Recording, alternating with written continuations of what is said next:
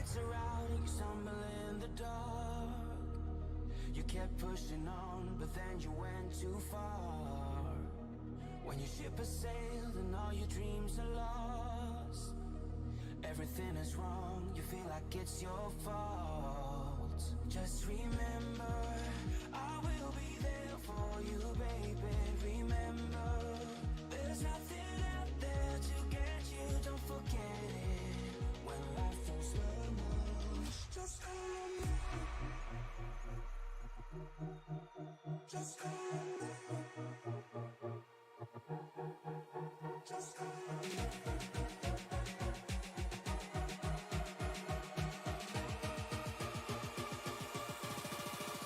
Just call on me.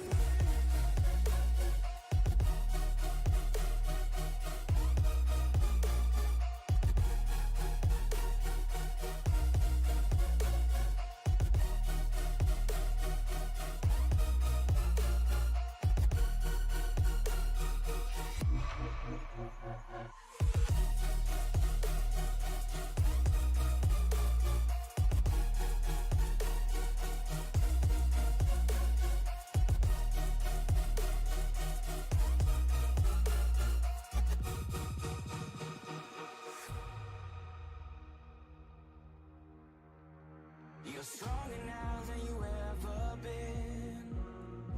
You gotta leave now, it's time to catch the wind.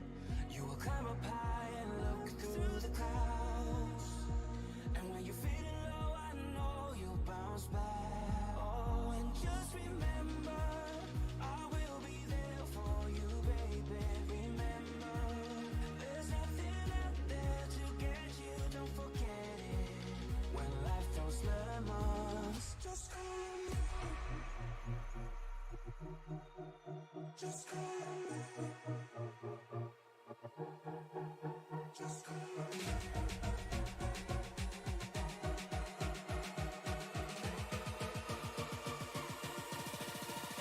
Just call on me.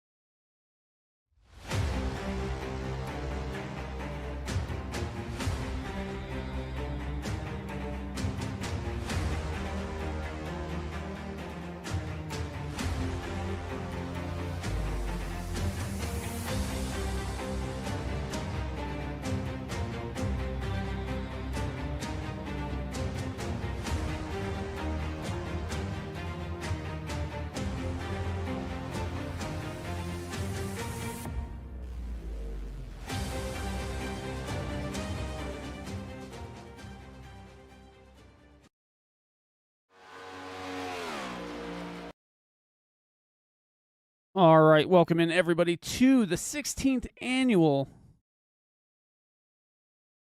Daytona 300 from ECR. I'm Mike Demoni up in the booth. Joined with me, as usual, is going to be Alan Bergen. Alan, man, how's it going? It is going wonderful. It's Saturday night. It's Daytona. You know, we're in the midst of qualifying right now, but I'm excited. I've been excited all day long. And the opportunity to step into the booth with you guys, with you, and watch this awesome league here tonight. You know, our series champion last year not in the field this year, not fielding a car. Tay McDonald, he was the 2024 series champion. So they're going to crown a new champion. A lot of new faces in different places. A lot of teams, Mike, switching manufacturers over the off season. Yeah, definitely seeing some guys jump around, figure out what they're going to do. Aeon Motorsports there is split up into 2 different groups, so definitely look forward to seeing how they can work together. We also have the winner of the Clash at Mazda right now sitting P4 on the board in that 94 Toyota, Adam Boughton there. But Tristan Bailey is at the top of the board right now with a 49.34.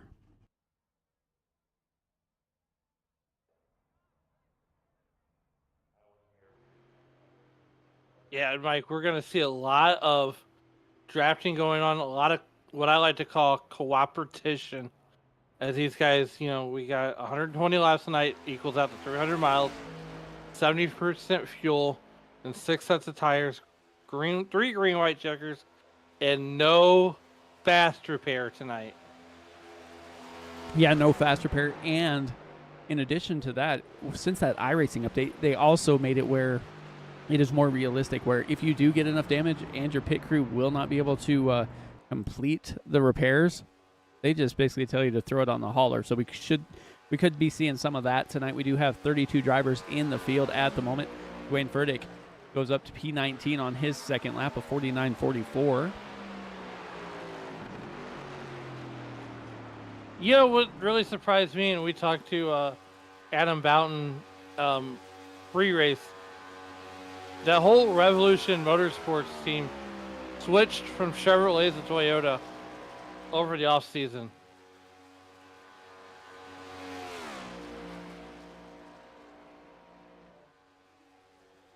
Yeah, so we'll see what they do in a new manufacturer. Right now, though, Chevys dominate the top of the board. Bailey, Carnathan, Chapman there just went fastest, 49.33 in that 25 Chevy.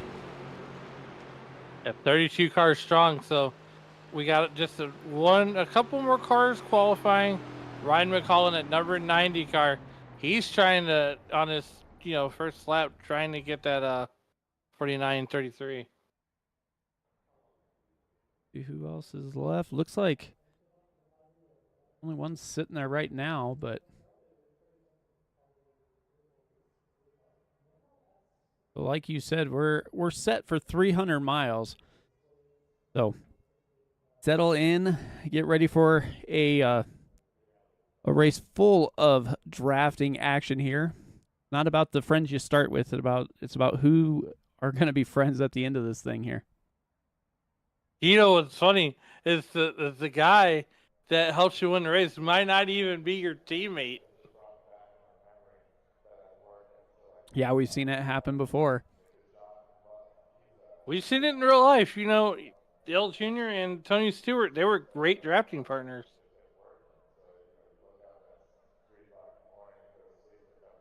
Got about a minute left. We're going to see if Ryan McCall elects to come out or not. If he does not, then he is going to be sitting there on P4.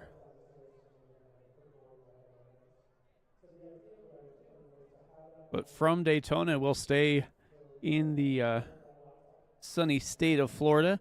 Head on down to Miami next week before coming back up to Legacy Atlanta to wrap up the the February season here.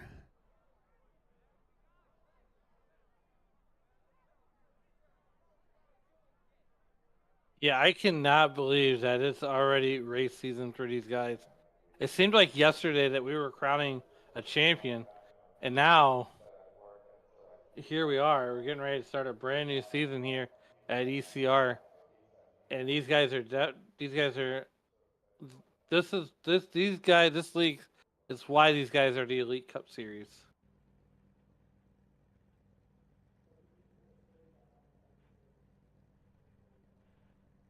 Yeah, so here we go. bringing up the grid for the kickoff race here in the ECR Daytona 300. Andrew Chapman up there on the pole. Tristan Bailey, Stan Carnathan, Ryan McCall in row 2. Row 3 is Adam Boughton and Michael Carter. Kyle Diaz and Justin Henry in row number 4. Row 5, Anthony Ludi and Tyler Burden.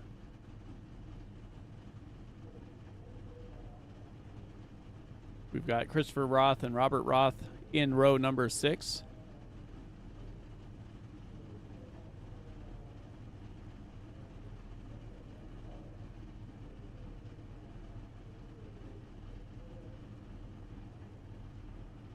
Row 7, Gary Nash, or Doug Denise and Aaron Spear.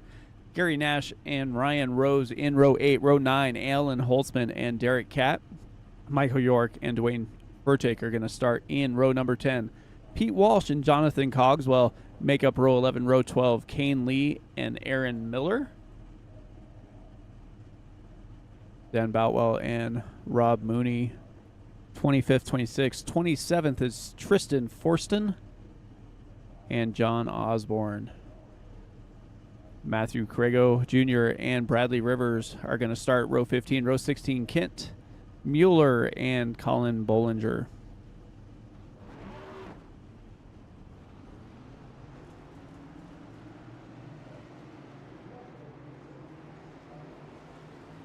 They get formed up here. I want to thank everybody for tuning in as always. I want to thank the sponsors for jumping on board once again. That is going to be 213 Simware and Rapid Fire Pizza.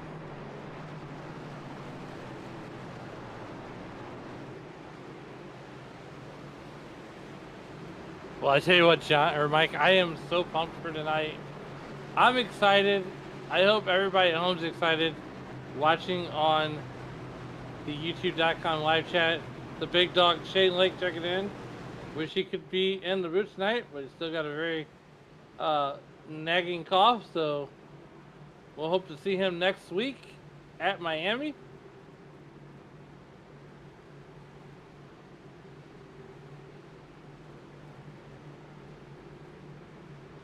Yeah, this is going to be probably the longest parade lap they'll have all season, trying to get ready, making sure everything is set right to kick off this season on the right foot here. It is Daytona. It is a wild card race, just as all super speedways are. Well, as these guys head into turn 3 for complex, I am hoping it's the only parade lap that we have here all week or all night.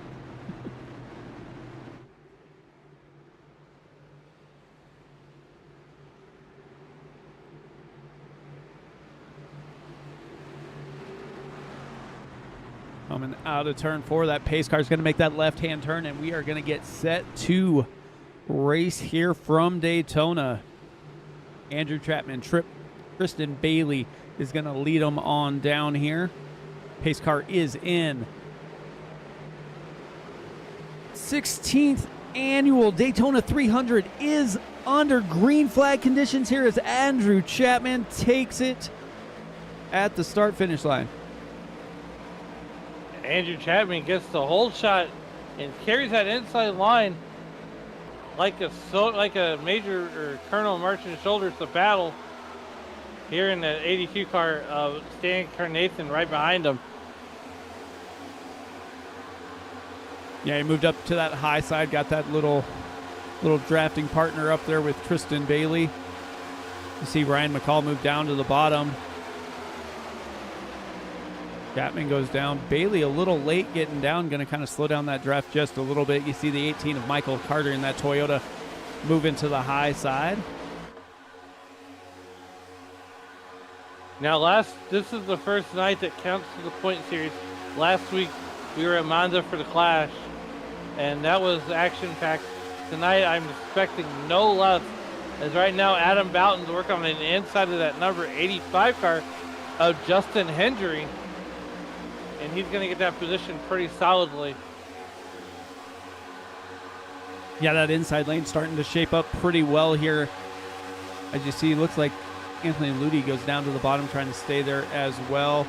The 85 of Justin Hendry up on the high side, kind of stuck by himself, but is able to slide in just in front of Ludi there. Right now, we're going to get single filed out. There's a few cars still on that outside line, but, you know, we're going to have a tale of two races here. You know, 120 laps here at Daytona is a long time. And right now, Alan Holtzman is the fastest lap of the race. Yeah, you'll see that quite a bit here, which, if you're talking the fastest lap of the race, Xfinity is going to sponsor that now, and it's going to be an extra point into the real NASCAR race, which makes it interesting because most of these faster laps here at the super speedways are never the guys up front. It's always the guys towards the back. So something to look forward to in about a week when we kick off the Daytona 500. Ooh, we had a car dip below the yellow line. That is out of bounds, and you cannot advance your position. Now you can drop down below the yellow line and fall backwards. You cannot move forward. Yeah, it looks like Roth and Furtick up there. Well, that's not Roth. That's Alan Holtzman up there on the high side with Furtick. Trying to make that high side go. They just can't quite get it done. Jumping back towards the back of the field here. They are too wide towards the tail end here.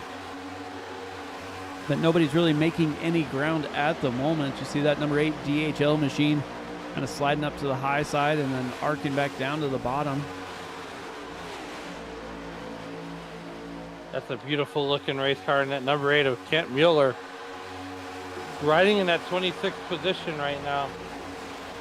And, you know, I think that's a strategy move, Mike. I think it's going to be one of those deals where you just want to, you know, buy your time and be there at the end, knowing that, you know, there might be some cautions, and then again, there might not be. So really, what it comes down to is this race is a crapshoot. Yeah, definitely is. There's always been two different strategies when you come to super speedways. Either get out front and don't look behind you, or just go to the tail of the field, just kind of bide your time, hang around, and just be there at the end. So we'll see what strategy comes to fruition here, as they're just completed lap number 5 there. Hey, sometimes you can put it on red, sometimes you can put it on black. Other times you put on 0 and 00 and come out on top. It all depends on the old roulette wheel.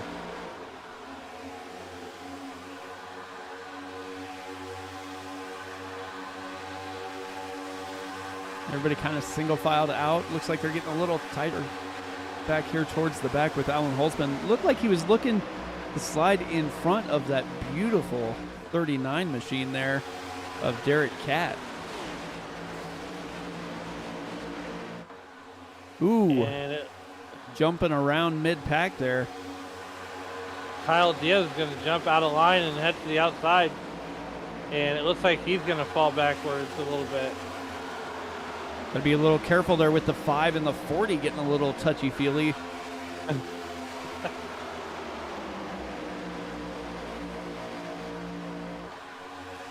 He's going to finally find a spot in line. Well, I think he saw the way they were kind of racing there. Might have got dipped a little bit below that yellow line, shut up the track, elected just to hang out there, go to the back, and now he found a spot to settle on in. Well, just as you said that, you mentioned that the fastest lap of the races will come, you know, from the back, and Bradley Rivers did just that with a 54.5 or 45.54.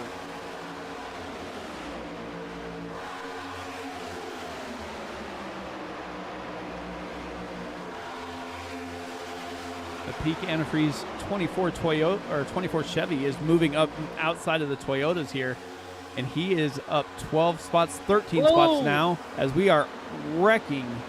We are scrambling. Burdick. Looks like we had some blinkers there. Everybody's staying going the right direction here. Nobody.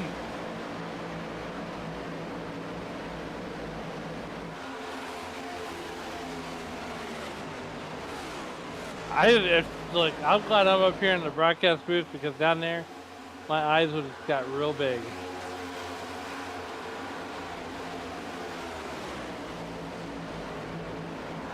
Yeah, Holtzman and Furtick were running that outside lane. Looked like they kind of got run up into that outside wall a little bit. Maybe got a little tight there in the middle. And now Holtzman's a rolling roadblock. Is just losing momentum here as he's trying to get back in line. Also, Furtick. He's well. I was gonna say he's probably Alan Holtzman. The best thing he could do is probably just bring it on down pit road and survey the damage. Now just see if he can stay with the drafter. If he loses that draft, that is definitely the course of action he's going to have to take here.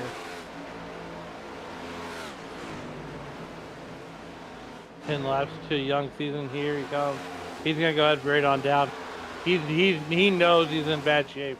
Yeah, let's take a look and see if we can see kind of what happened here. If we can roll it back just a little bit here and see. Oh, the 24 and the 2. Oh, there you go. Yeah, Alan Holtzman gets into Stan Carnathan just a little bit, and it's where the sweet spots of those bumpers just meet up, and everybody had to take evasive action, and it looked like Dwayne Furtick got a piece of it too. Yeah, that's kind of what happens though. If you're close, you're just gonna catch all that stuff. But with that being said, and that happening, we have almost a 3-second gap between these top 5 drivers and the 06 here of Tyler Burden. Yeah, and that's not uncommon to see. You'll get those, the top 6, with a big gap, and then you'll have a front group, a middle group, and then a rear group that brings up the back of the field. And you're starting to see that now. Now, if that second group can get together and work as a cohesive team, then they'll be able to catch the top 6, and you'll have 2 gaps instead of 3. Yeah. And now they just got reeled in towards the back a little bit closer than they probably needed to. At 39 of Derek Catt was almost through the bumper of Christopher Roth there for a little bit.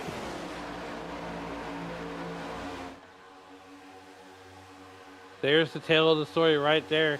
And that second group is part of the group that had to take the evasive action whenever Stan Carnathan got into, or Alan Holtzman and Stan Carnathan come together. Yeah, exactly. I mean, it's kind of what happens, especially when there's not a caution. Everybody scatters. Everybody stays going in the right direction. Stan Carnathan is all over the bumper of Tyler Burden. Take a look here of that rapid fire pizza machine on the back of the Demon there. That's a beautiful looking car. I mean, they are doing something right because that gap was over 2 seconds, and now it is down to 1.5 seconds. Well, they say that 20 tires are better than 12. Yeah, speaking of that, I know you're one of the guys that has been fascinated by that NASCAR channel on Tubi. I have too. I've been watching some of those old races, and you just see some of the good races we used to see, especially at Daytona. Oh man, 2014, Dale Earnhardt Jr. getting his second Daytona 500. I watched that, and then it flips over to the 2000 and poor Atlanta 500 or Golden Corral 500, and it's cool. It's like going back into a vault. Yeah, seeing the old Daytona, the clash at Daytona with Dale Earnhardt and all those guys running it here. When you used to have to do something to get in the clash. Got Tristan Bailey up here as well. Oh, outside is going to be, looks like Gary Nash on the high side there. Speaking of vaults, Mike, if you go to the Sim Racing Media YouTube channel, you can check out any race that Sim Racing Media has put on. from now to yesteryears, and I say like it's been like 10, 20 years. It's really been since 2021. No, but you can go back and you can watch all the racers from ECR since they've jumped on board. Yes, I mean, all of last year. yeah. But nonetheless, Andrew Chapman, I called him Andrew Chapman, still continues to lead the thing after 16 laps. But here comes Tyler Burden, and Gary Nash is going to get out of the way.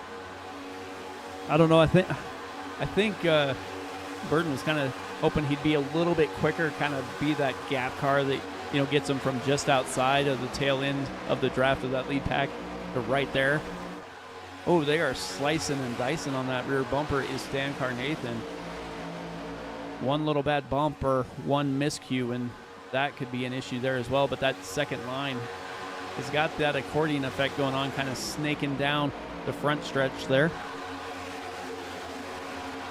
Now, here's the thing about super speedway racing that I've learned, right? You think, oh, well, I can just get up and draft with someone, we're going to be fast.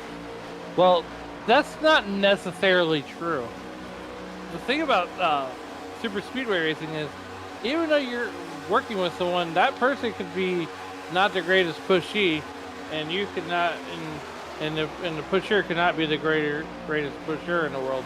Like right now, Stan Carnathan, if you look on the back end of Stan Carnathan's car, that back end is really dented in. Now he's probably going to hang on to that until the first pit stop, and then he can come on down and fix that damage, which I think it's only maybe a couple of seconds worth of repair.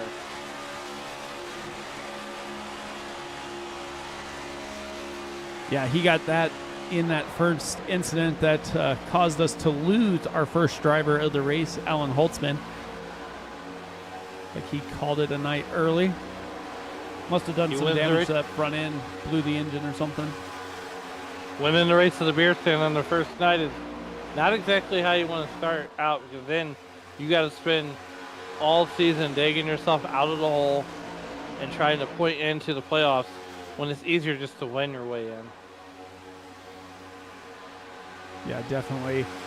Looking through the standing or the way they run right now, Andrew Chapman and Tristan Bailey are running that Aeon's Motor Club to the front. Then you got Ryan McCall from the Aeon's Motorsports. So 3 not teammates that are not, or that are kind of teammates. And then you have the Revolution Motorsports, Michael Carter and Adam Boughton back there, rounding out that top 5.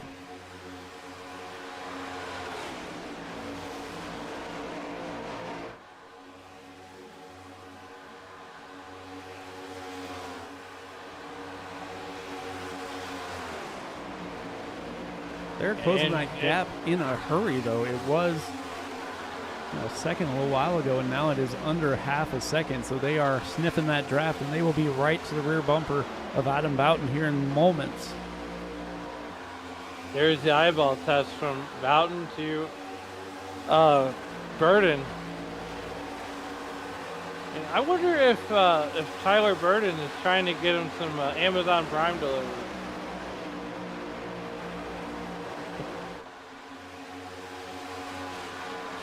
I'm not used to seeing that black 94 rolling around, and now he completely switched it up this year. Bright white. Moved to the outside. That's that one car of Rob Mooney going a lap down. And this is where Andrew really needs to communicate with the cars that are starting to go a lap down with, like your Rob Mooney's. Like, hey, go high, go low. The leaders are coming. A lot of these leagues, that we call here on Sim Racing Media, they don't have spotters telling them, hey, you got a lap car ahead of you. They're relying on the iRacing spotters.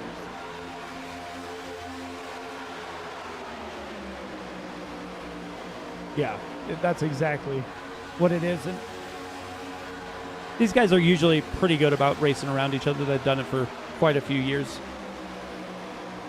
But you never know either mean, it could be that one light moment where, oh, I have enough time to go to the high side and just not quite enough time to get there. As these get drivers, the speed difference, you're looking at 190 miles an hour. The guys without the draft being on closer to 180. And if they're actually coming down the backstretch, they're almost to 195. So a lot of variance in speed here with the draft and without. Yeah, absolutely. You hit the nail right on the head. And right now we're watching the top three. Not really on each other's back bumpers, but they're kind of separating, which is going to allow the rest of the field. I think that happened when they all went around Rob Mooney there. Rob Mooney back there right around that 82 car, Stan car Nathan. Just fall back in line. And I don't know if he's just having a bad time, if he's struggling. But these cars aren't really nose to tail like you would see normally at a super speedway. They're kind of spread out a little bit. Yeah, they are. They're definitely spreading out just a bit.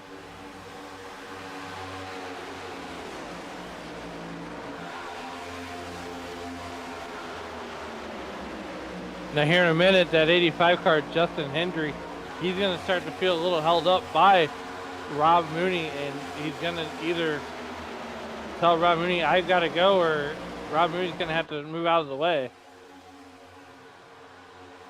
Yeah, Rob Mooney's just trying to hang on, trying to stay that lucky dog spot there.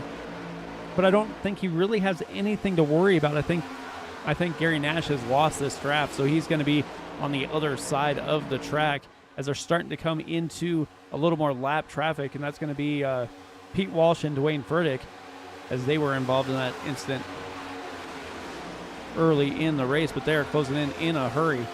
JD Bentley, you can find their points on their Discord page like David said, but basically it starts at 50 and kind of goes down from there.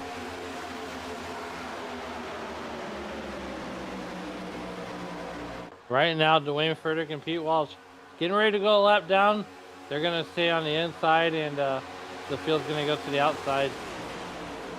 You know, and these guys are really relying on each other, you know, to kind of make that move. So far, after 24 laps, we are mean and green.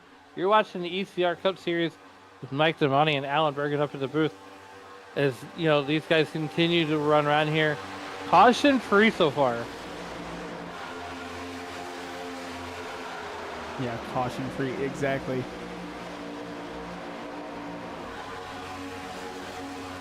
Little shake up towards the back here as they're trying to figure out what they're going to do. You mean when Hulkamania runs wild on them? Yeah, that. You got Derek Klatt and Doug Denise up here going side by side trying to get by the 96.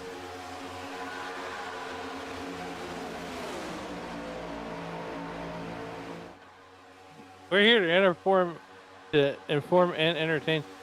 Gary Nash is going to head down pit road. I think he might be trying to call it a night.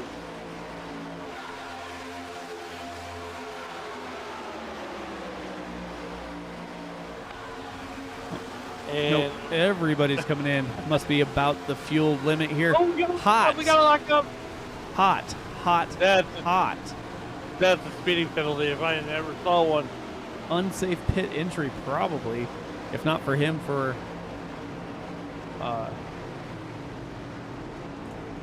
looked like Stan Carnathan probably got an unsafe pit entry because he went, I believe, into the grass on that entry there. Decided to do some free landscaping. Yeah, I had to plow that grass there a little bit.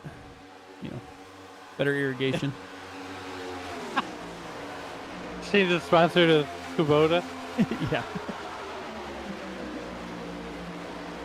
Michael Carter will assume the race lead as we got some work cars coming down. Rob Mooney going to come down pit road. Robert Ross, Stan Carnathan, all down pit road. Yeah. Michael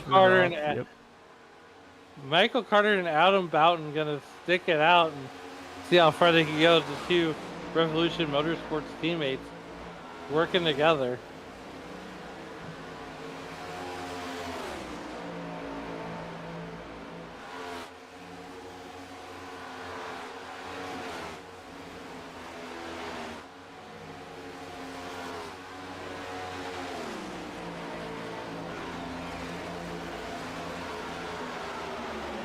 So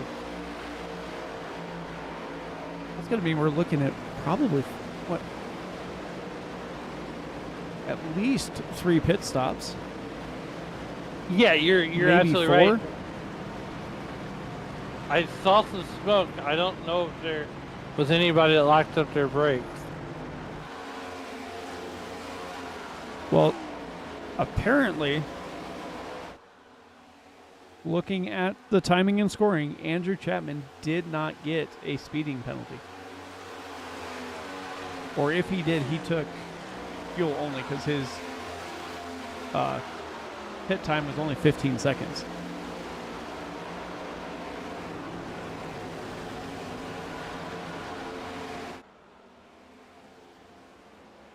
So here they come back onto the track. I think this is one of those racetracks. Here in Talladega, we really don't need tires under green flag runs. Now, if it's a caution, yeah, I'm coming down to get all 4. But if it's green flag like it is, I'm coming down to get gas and I'm out. I'm gone. Or Yeah, at least gas 2 and go, tires. man. All day long. And that's going to cycle Ryan McCall, Tyler Burden, and Ryan Rose up to the front. Also bringing along with him Tristan Bailey in the night guard. And the 25, the race leader. This is the first time that Andrew Chapman has not led this race. Yeah, and I'm sure it has a little bit to do there with his pit road, but not really. There wasn't a penalty on there, was there? No. I mean, it looks like his whole pit lane time was only 35 seconds. Ryan McCall was in there for almost 40, so a couple seconds faster on his pit time, though, but still enough to get him to the lead. Now, with Andrew Chapman being the pole sitter, he's got that first pit stop. So all you have to do is pop the clutch and he's across the line.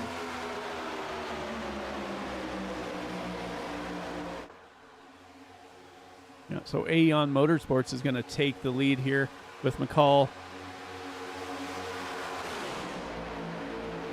Burden was up there too, but Burden's now down on the bottom side.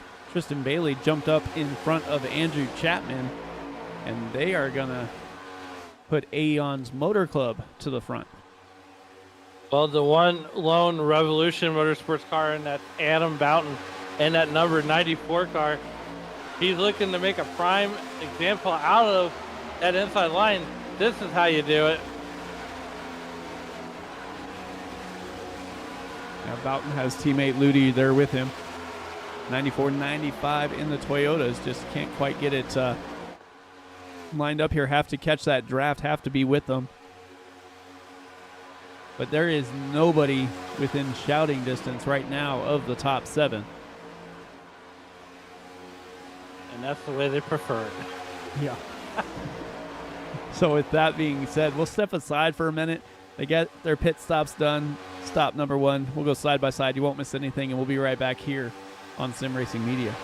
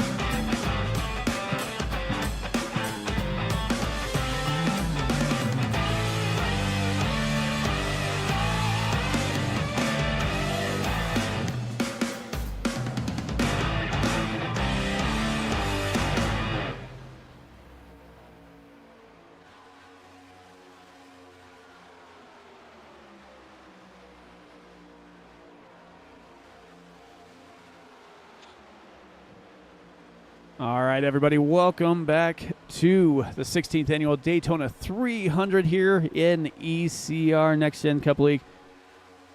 Mike Timoni, Alan Bergen here, chilling, watching these guys put on a show.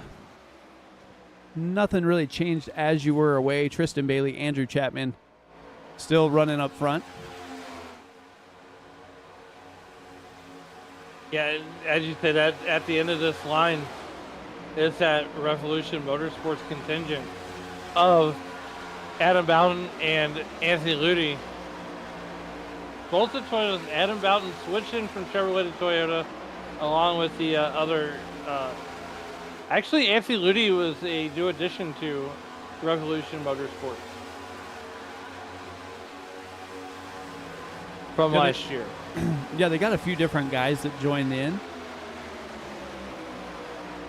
I think last year their numbers were a little light, but when you have 32 guys show up here for the Daytona 300 and everybody's racing each other cleanly with respect here. One little hiccup kind of ended a couple guys' day, but other than that, it's been clean racing up here. Yeah, absolutely, and that's what this league is known for. Is their clean racing. You know, a couple of drivers to touch on. Lone Wolf Racing, Pete Walsh. You know, a team all by himself. He's a couple laps down. Let's see here. Marshall Harris, Catch Fence Racing. Marshall Harris, Keaton Toyota. Gallron Motorsports. That contingent with. You know, Jonathan Cogswell, Robert Roth, Christopher Roth. Yeah, it's good. It's good to see Christopher Roth out here. Last time we saw him, he was doing 360s down pit road when we were at Mazda. Mazda just, it was just fun.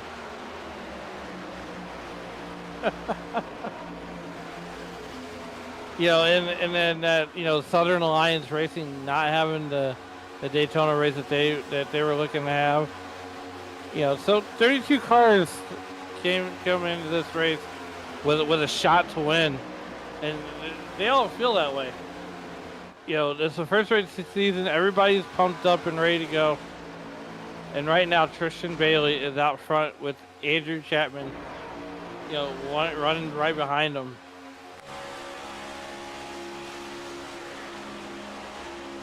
That icy fog number 47 of Sam Boutwell.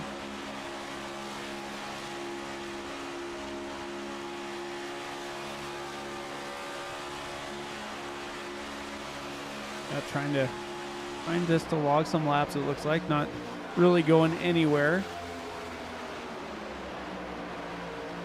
Looks like Gary Nash got the tail end of that line. Cogswell is running 21st, has almost 9 seconds over 22nd here. I will say this, the last season at Bristol, Jonathan Leach stepped in the booth with me, and I said, man, he goes 300 laps at Bristol. This thing's going to take forever. I said, John, it's going to be 90 minutes. And he goes, no way. You know, you go, Daytona is one of those tracks where you kind of see a lull in the action, and it took John back to see that lull at Bristol, and it's for everybody in the broadcast that, like, oh man, they're just talking about random stuff. Well, you know, so we say that, and we kind of compare these races to other races too. Yeah, definitely do.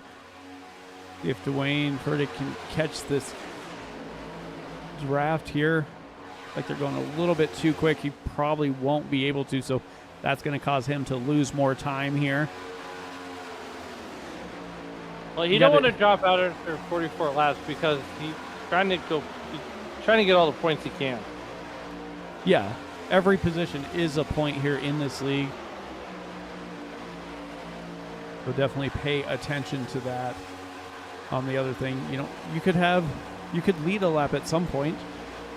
And right now, They give several bonus points per race. Pole position, you get a point. Leading a lap, you get a point. Most laps led, you get a point. Hard charger, you have to qualify in order to get it, is 1 point. Fastest lap in the race, you get a point. Cleanest driver with 0 incidents, it's 2. So, if you win and do all of that stuff there, you can get 56 points per race. So, there's tons of points to be had here. So, and I'm glad that you bring that up too, because let's go over how this works. You know, just a little bit, as you alluded to at the top of the show. You know, your first you finish first, you get 50 points, right? Leading a lap, team points, and then you get down to the chase here, with a 6-race chase style format. They do it 2011 style. They do not do the elimination format. They do a 1-point reset, so the points reset to 5,000 points for the drivers that made the chase. After the point reset, any chase bonus points will be applied. The point format is the same as regular season. So regular season win is 3 points per win. Let's see here. Lap completion greater than 75% of the total number of laps in the regular season, 2 points. So you get, you know, if you started all 24 races, you get 5 points total. Then the hard charger, most laps, most poles, fewest incident. And then now, you know, they're doing something a little bit different. They're doing an in-season tournament.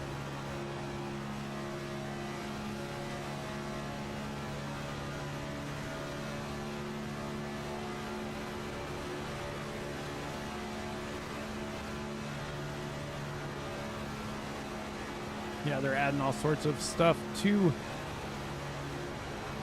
the league here.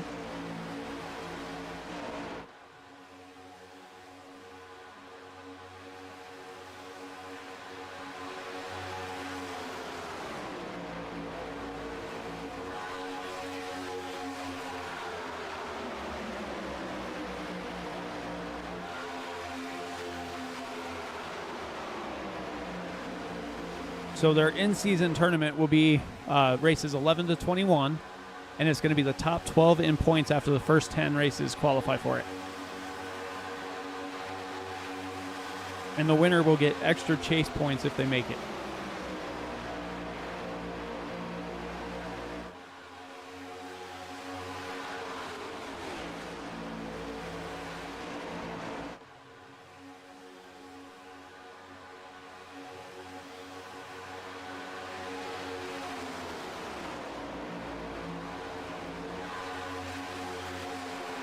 Yeah, I was kind of looking up. We're gonna break the fourth wall.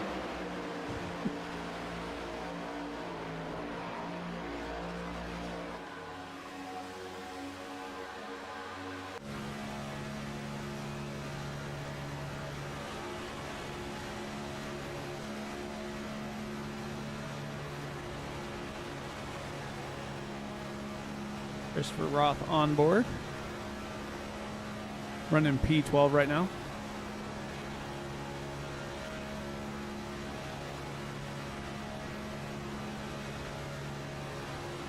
And I believe every driver is going to be eligible for that hard charger award because everybody, oh, except for one driver. One driver did not put a qualifying time in, but everybody else did. And right now, looking at the board, that is going to be sitting right now with the 15 Chevy of Bradley Rivers.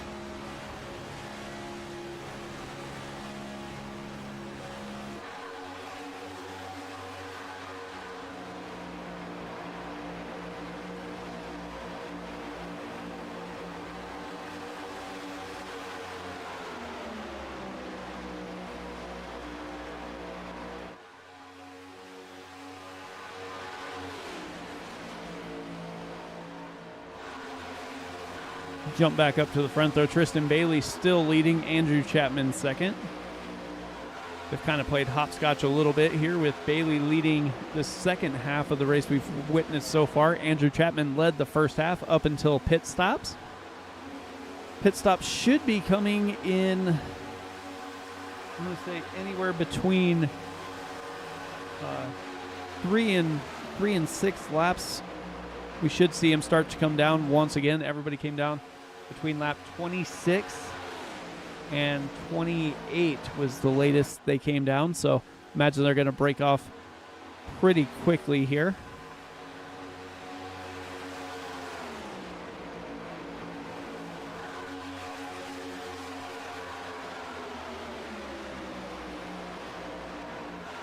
They are coming up on a little bit of lap traffic once again.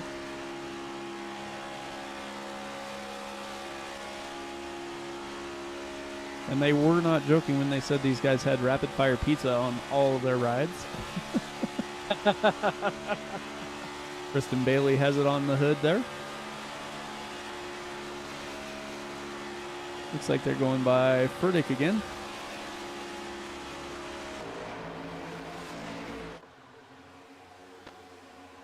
They were not lying, were they? At least it's not all the same car. I don't know if you remember, I can't remember what league it was, but they put on a charity race and every driver had the same car, same number, everything. Oh boy.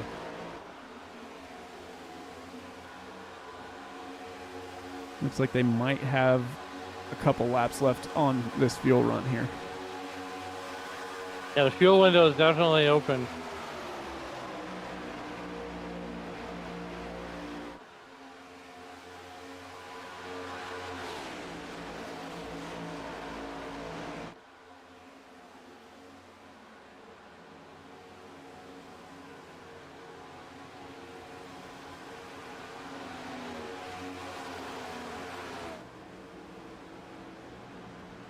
Some things are just not findable. But I'd say right now, the 25 car of Andrew Chapman, Ryan McCall, Tristan Bailey, Adam Boughton, Athy Ludy, Bird, and Rose, they all found pit road. Yeah, look. York. I'll say it looked a lot smoother that time than the first time down. Had to knock off the rust a little bit, maybe. Yeah, I think it's that first pit stop jitter. The first pit stop's jitter, you know? Yeah. Everybody breaks off once again.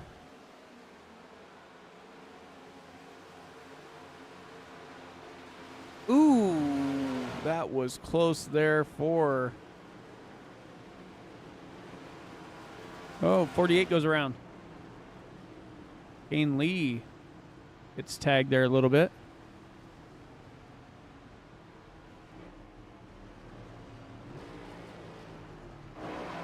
Kyle Diaz and Jonathan Cogswell.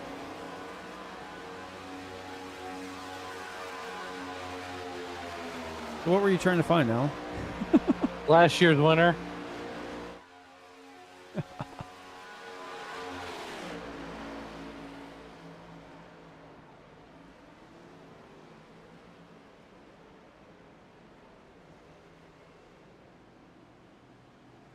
It's okay. We'll have better stats for everyone next week. Promise.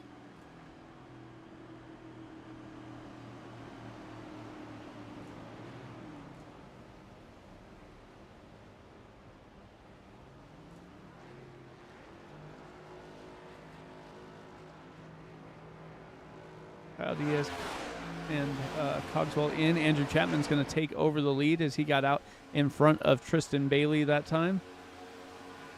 No, there's a guy I love talking about last year, and that's Kyle Diaz, that number 26 car. He was taking over this race lead, or this race leader right here. But as we're watching those guys, and just as I say that, guess who's leading the race once again? Yep. Andrew Chapman.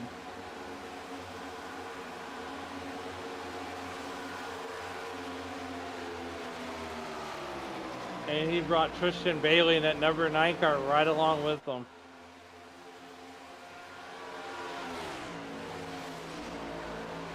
Look, even my Yorkie is upset that Andrew Chapman's leading this race again. Well, they got a little gap, but that's not necessarily a good thing because you have Adam Boughton, Ryan Rose, and Anthony Ludi all kind of together. If they can get their cars in a single file line here, they would be way faster than the two in front of them, but it doesn't look like they're going to be able to. They're going to catch Bailey, pull to the outside, try and go by them on that high side. Chapman's going to fight back on the bottom, and we are side by side once again for the lead. Andrew Chapman looking to fight back on the inside. Now, right now, Adam Boughton and Anthony Ludi, they're the highest Revolution Motorsports cars in the race right now. And then you got Chapman and Rose. And they're the highest Aeon Motorsports Club cars. And now now Chapman and Bailey have to do something they haven't had to do all night, and that is race back from 4th and 5th position here as they get in the draft. It looks like Tyler Burton's going to get that second line rolling and get within that second gap once again, see if he can close it up and start challenging that first group here. We've seen the first 5 guys pretty much lead the race all night. Yeah, Ryan Rose. He is part of that Southern Alliance contingent. So he's the highest Southern Alliance driver. Along with, and he's up there with, Andrew Chapman. He was in an Aeon Motorsports or Aeon Motor Club contingent. Yeah, yeah. Motorsports, Motor Club.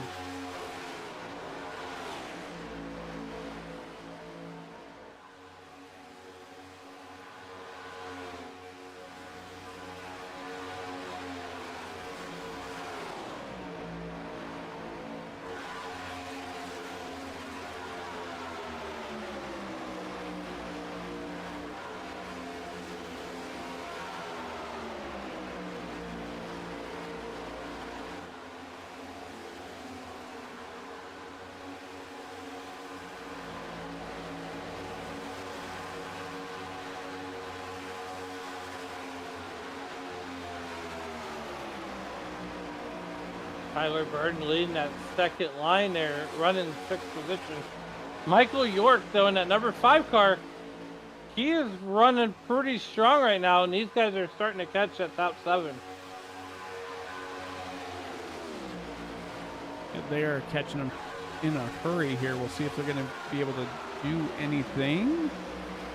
The 8 there kind of got in the way just a little bit. Kent Mueller. We are halfway through this 300-miler here at Daytona. And Adam Boughton looking to do Adam Boughton thing.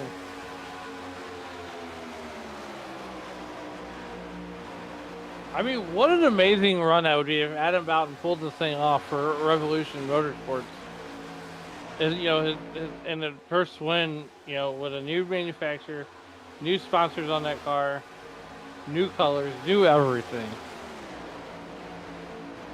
All right, well, I can tell you that we're going to have a new winner because I don't see the driver who won here last season in the field. Last season's winner was Ray Lane. Oh, yep, you're absolutely right.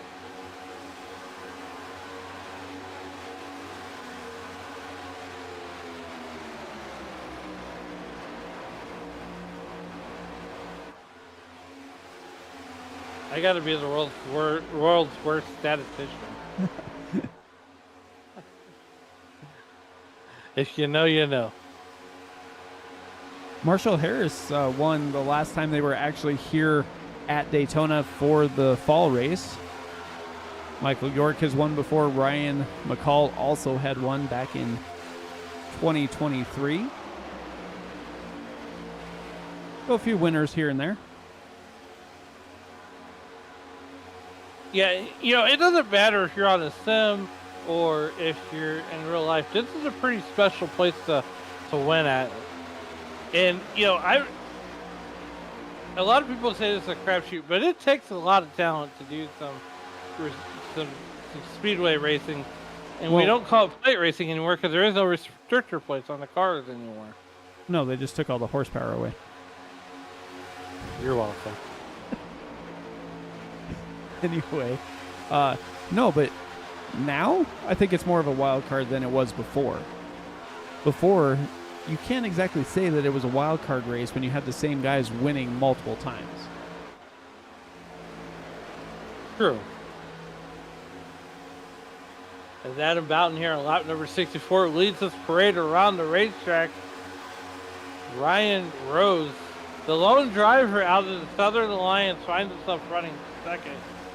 And right there in third place is Adam Boughton's teammate, Anthony Ludi, who, you know, he started making real good, strong runs last season.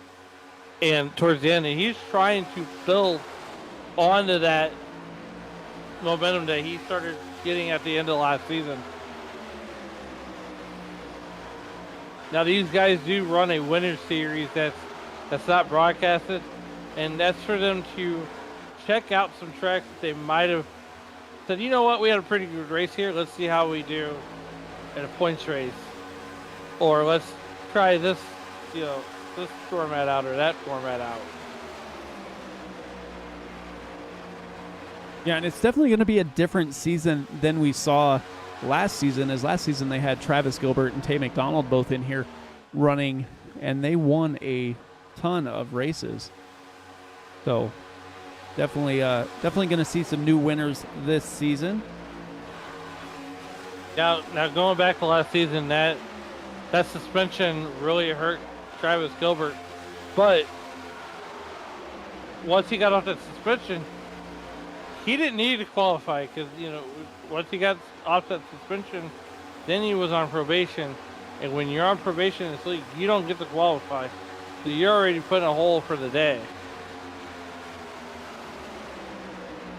It looks like Michael York pulled out to the high side, going to try and drop back behind the field here and get back in line.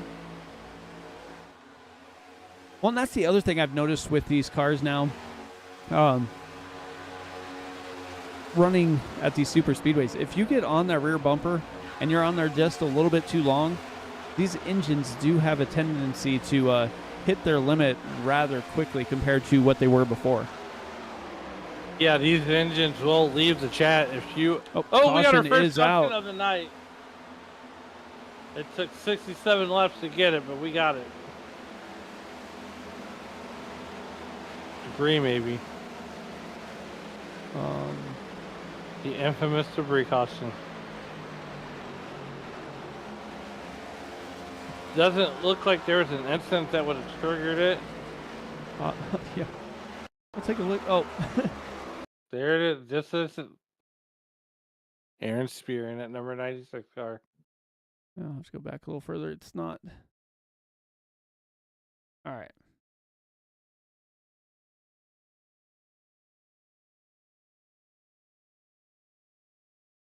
Rob Mooney and Aaron Spear coming through turn 4.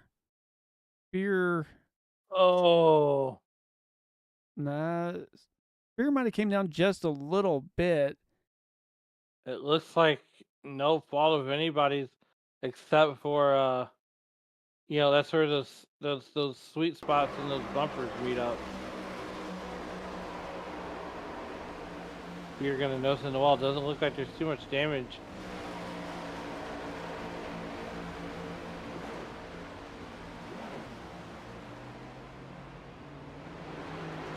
No, not a lot there. So it looks like it's going to be. I think it's going to be okay, and I'm sure they didn't want to throw that caution out, but yeah, it looked like Rob maybe got just a little bit of a run there, and Spear didn't see him down on the inside, so That's going to bring out the first caution of the night here on lap 68. Everybody's going to come on down and top her off here.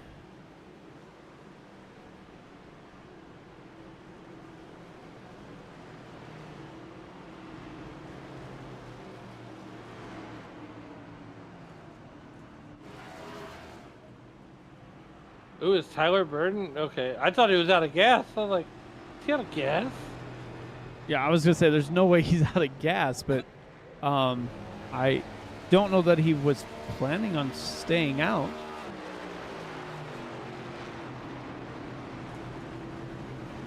I think if I think, let me see.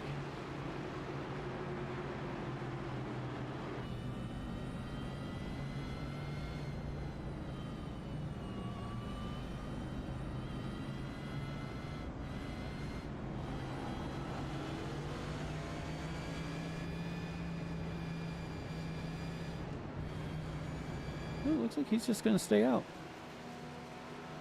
Meanwhile, while these guys get back on the racetrack, I hope you don't mind, Mike, but let's pick someone to talk to. Go ahead. You can talk to whoever you want to talk to. Well, let's go ahead and talk to Andrew Chapman. Andrew Chapman is Alan and Mike up in the SRM booth. You got a copy?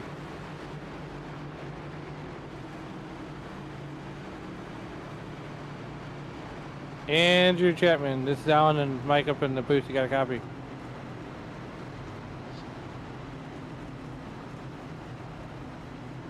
You with us? You might be having some technical difficulties.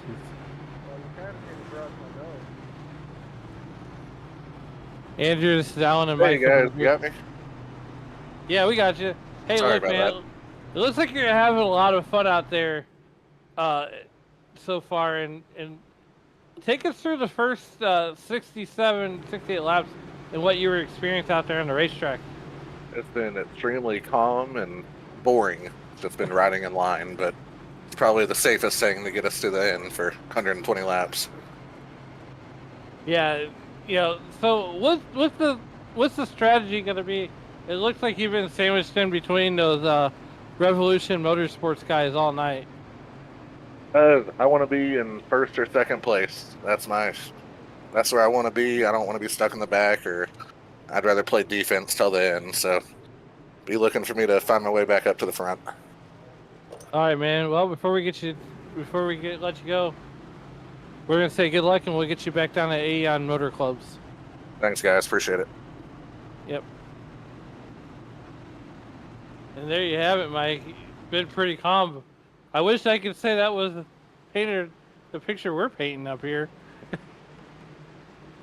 Well, it has been fairly calm. Everybody just kind of riding around trying to get their position here on track.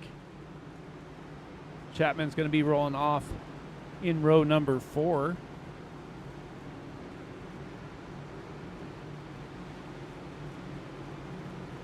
Yeah, so on this restart, you got Burden, Rose, McCall, and Roth.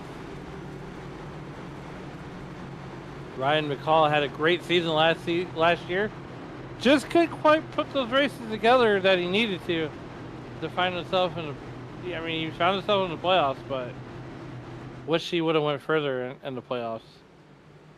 Yeah, so a little interesting strategy here with Tyler Burden taking the track position over coming down pit lane. Looked like he might have just missed it. And the car just parked. That's Gary Nash. He's going to go to the back of the field. So no harm really there. Pace car is in. Burden with the button as they get ready to hit that Geico restart zone. Down and away, and we are green once again here in the 16th annual Daytona 300. Tyler Burden gets the whole shot. Not what you want to do here in Daytona. But there he goes, and here comes Ryan McCall. This field's going to gobble him up like Thanksgiving dinner. Yeah, you definitely don't want to push that throttle down before the guy behind you is ready to be with you. Otherwise, you're going to get freight trained pretty quickly here. But luckily for him, everybody else was kind of spread out as well. So after they got all gathered in, he was able to slide right in front there of that number 90 machine of Ryan McCall. Anthony Ludy looking around Roth there in that 62 car. And maybe thinking about going up to that third lane, get that third lane going, but he's going to think better of it. Yeah, a lot of teammates on the inside and outside lines trying to figure out if they can slide up behind or in front of their teammates here, as that outside line has got a run, and they're going to slide down to the inside right in front of Tyler Burden. Christopher Roth clears Ryan Rose, leads the race here up 15 spots in that number 58 Chevy. And, you know, you got to start to wonder, is Adam Boughton's on that inside line, does he go to the high side to get with his teammate once he gets up there? Looks like a little bumping and banging towards the mid-pack there, inside, outside.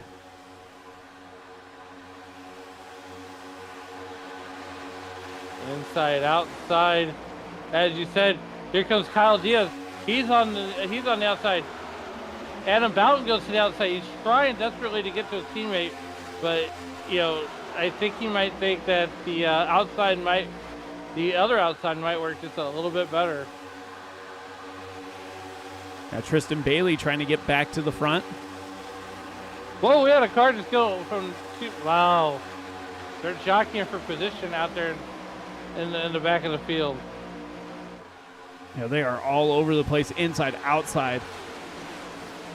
Sliding around here.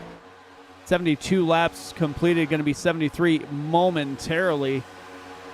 Anthony Ludy gets a shove there from the 85 of Justin Hendry as he goes to the bottom now to cut off the 9 of Tristan Bailey from getting to the front once again. Now, here's what I think, right? So if the Revolution Motorsports drivers of Boughton and Ludy are 1-2 or near the front, do you protect each other? Do you run those blocks for?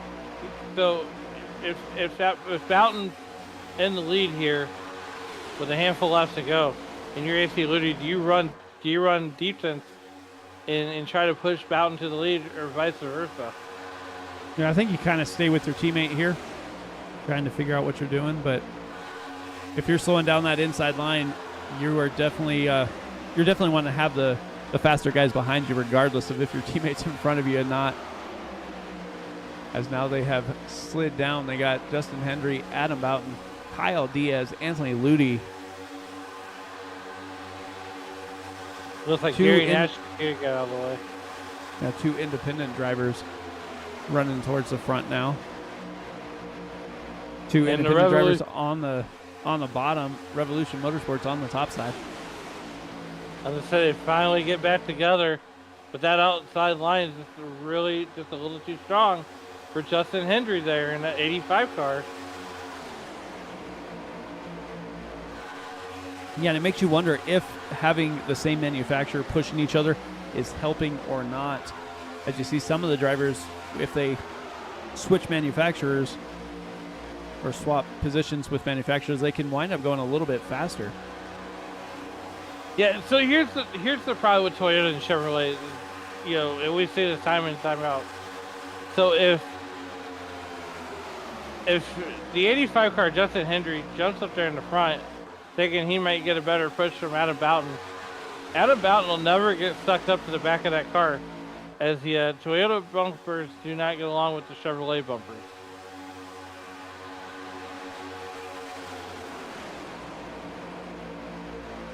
And Boughton and Ludy are just falling backwards like a rock as that inside line becomes stronger and stronger.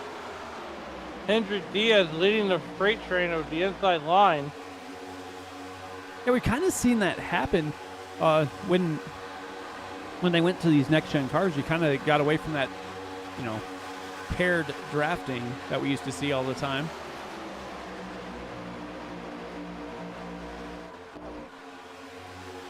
But a driver we just talked to, trying to find his way to the front, has fallen outside of the top 10 now.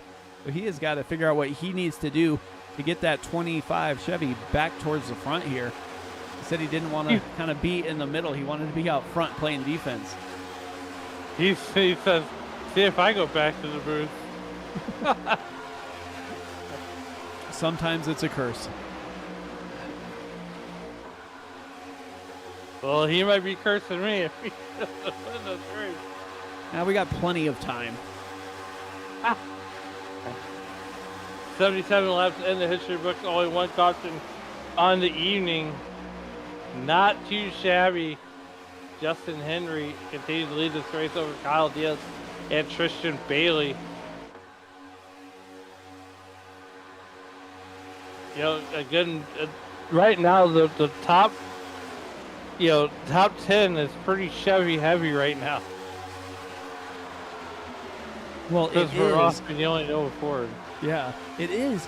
And one of the drivers that is going to be, he's got to be hoping for a caution or something, is Tyler Burden.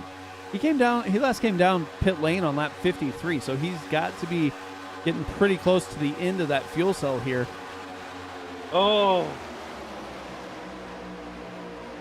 But if my math is working correctly here, that caution there at lap 68 almost made it perfect time for drivers to come down. They can make it on one more pit stop just outside that 100 lap mark and then be good to race to the end.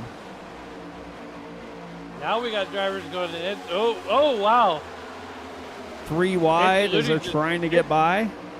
I was going to say, Anthony Ludy just hip checked John Osborne.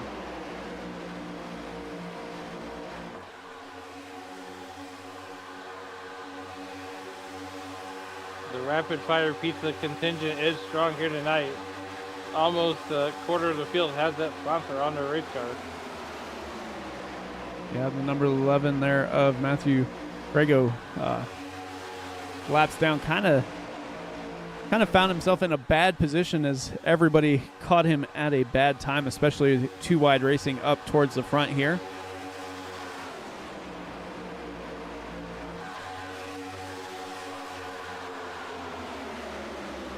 Andrew Chapman continues to run seventh rather.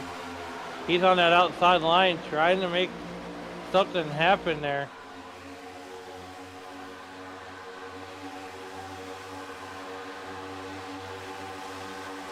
Yeah, it looks like he found Ryan McCaldo up there, so he's gonna at least have a teammate up there trying to help him get back to the front. Tristan Bailey is running P3 on that inside lane. That outside line can get lined up. They could make a little push towards the front here. If they got a little close, got that side draft helping them just a touch. But you see the 58 bouncing in and out of Ryan Rose. Not staying in line very well, kind of slowing down that inside line as well. At least slowing down the 9 of Tristan Bailey. Yeah, absolutely. In that number 85 car, he's looking pretty solid up there in the lead. But of course, if you're in the lead, you're always looking solid. You're hitting high, wide, and anthem, right?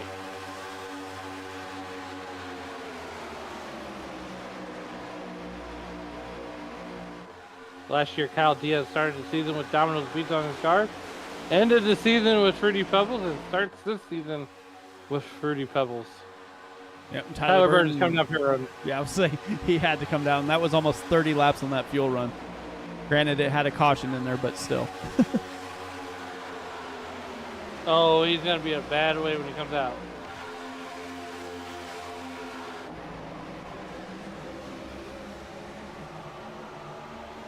That's like the, minus the marshmallows. That's the cereal I'm grabbing in the cereal aisle.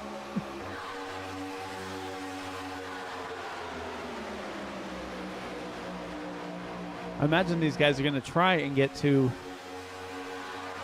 lap 93, 94, somewhere in there. Nope, we got cars coming now. Robert Roth and Rob Mooney coming down pit road. 2 drivers going to try to work together. Yeah, I think those are the drivers that took the wave around and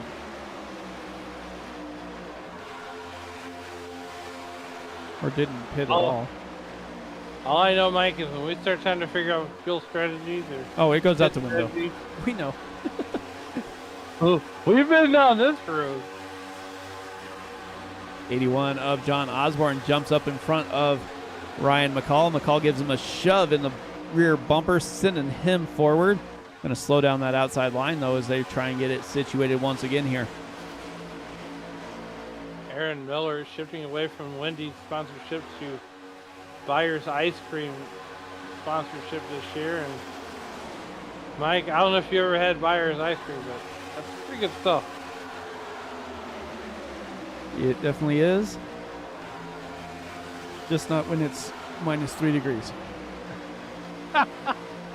I imagine your HVAC system's working overtime right now. Well, it's warmer now than it was a couple days ago. So. I mean, look, so I've been watching the Dirt Car Nationals for the last 3 days. And tonight it was 80 and sunny in Florida. Speaking of that, did you see Christopher Bell and Kyle Larson throwing it down once again? Oh, yes. 3 wide in the middle. Oh! One car trying to get down, trying to get out of the way. Ryan McCall is in all kinds of bad shape. You see, it's 3 wide in a situation he does not really want to be in right now. 06 Tyler gets Birdie goes turned. around. We stay green. Gonna do some landscaping and Stuck on his night just went from bad to worse. And he's gonna keep it going. We're gonna keep it green. the green still.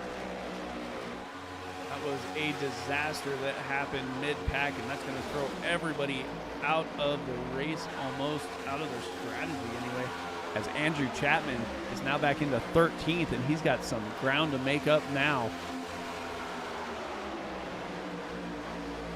Let's see if we can let's see if we can see what happened real quick as we wind it back real quick maybe. Oh, the one just all over the 06. Yeah. I mean, they're 3 wide. they're really now. not really racing for position. There's really no reason to do that.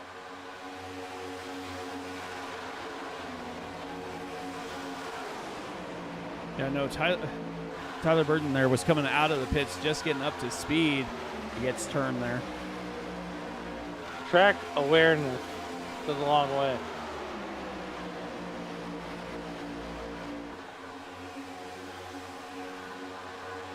Nonetheless, here comes the rest of the pack.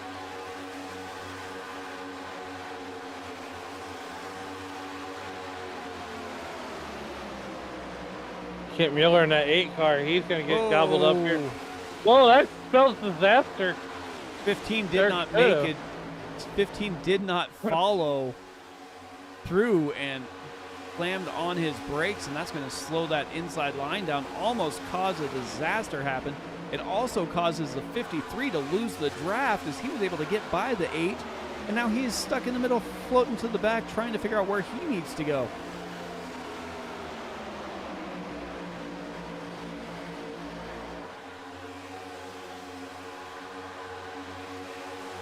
The 15 car is going to jump out to the outside line. Bradley Rivers goes to the high side. I mean, Kent Mueller was trying to stay out of the way. He stayed down on the yellow line. Just nobody went around him other than Colin Bollinger. Andrew Chapman trying out the middle. Seeing if anybody takes the bait. No one's going to take that bait. And, well, if he's going to do it, he's going to do it solo.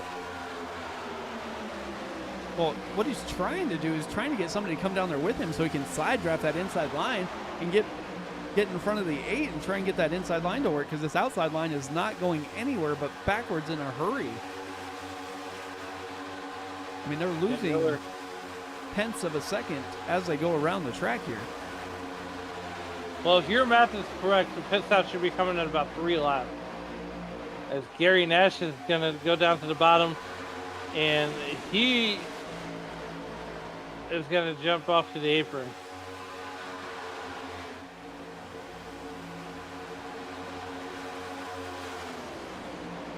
Nash making his way down to the apron, kind of stay out of the race here. Rivers is leading this second line, but they are almost 4.5 seconds back from the top 7 here. They are just cruising down the backstretch now. There's the front half of the field, led by Justin Hendry. We still got another round of pit stops.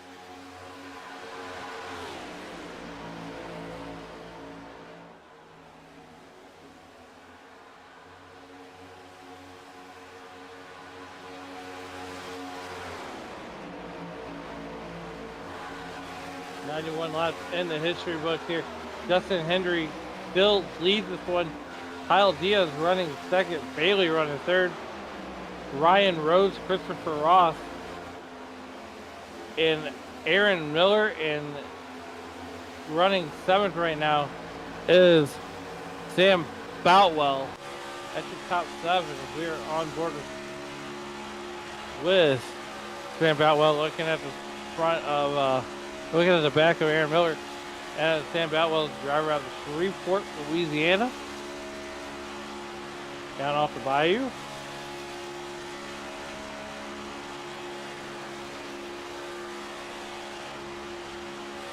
can see them kind of get spread out just a little bit as they come through the tri-oval there.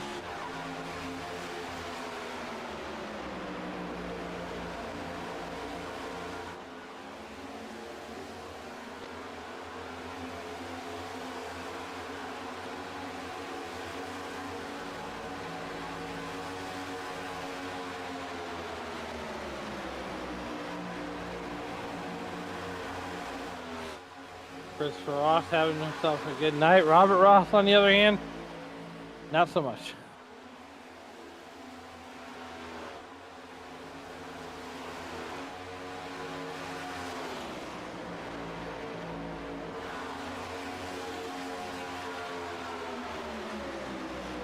Should be getting close to those pit stops momentarily because they should make it to the end. They're going to try and get as far as they can in case the green-white checkers that happen at Daytona happen here.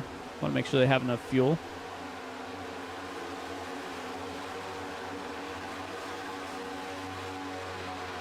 Right now, there's Justin Henry and Kyle Diaz riding patiently in line. And when you're Kyle Diaz, when did your patience finally run out where you're like, you know what, I want to lead this thing? The last lap.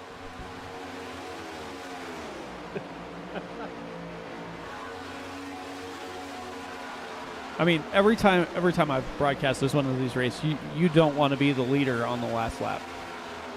Yeah, honestly, you kind of want to be third. The third is the best place to be. And I think that's why Tristan Bailey hasn't been pushing it.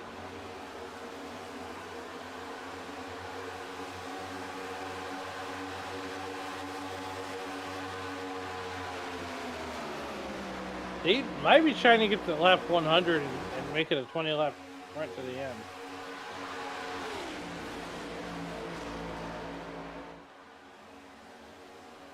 Looks like Revolution Motorsports is going to come on in. Hearing them calling for pit stops now on race radio. See, every single time. I'm like, oh, they're going to go lap 100. And here we are, Revolution Motorsports, coming down pit road. Well, I didn't think they could quite make it to 100. They were doing 28 laps or thereabouts, so I figured as soon as they got inside that 3-lap-ish window there for a green-white checker, they come down as quick as possible.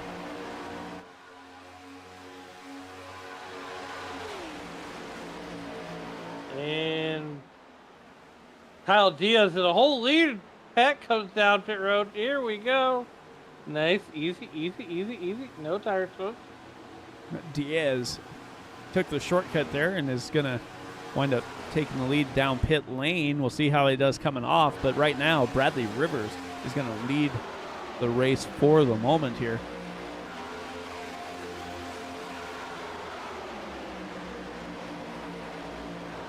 Yeah, whoa, Adam Bowden showing crash on the live timing. Yeah, I don't know what happened to Adam there.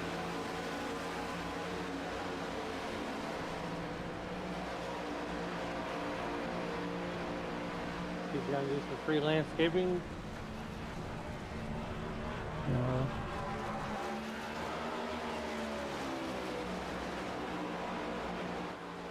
I think he had that cold tire bug coming off the pit road. I think he had some help. Let's see. Let's see what happened. We'll see what happened, and we'll judge from there.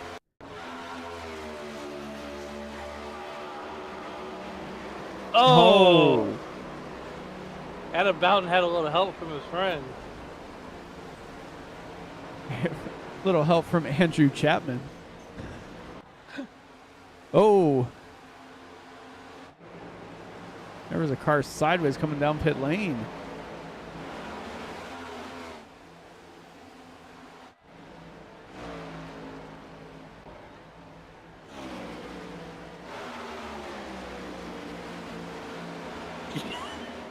You know, it was funny because Adam Boughton, the owner of the league, he goes, you know, you can bring drivers in if they're out of the race right after the accident. I'm sitting there thinking, I don't know if you want to do all that. They might have some 4-letter adjectives they want to put out over the air. Might be trying to use their fueling words just a little too quickly.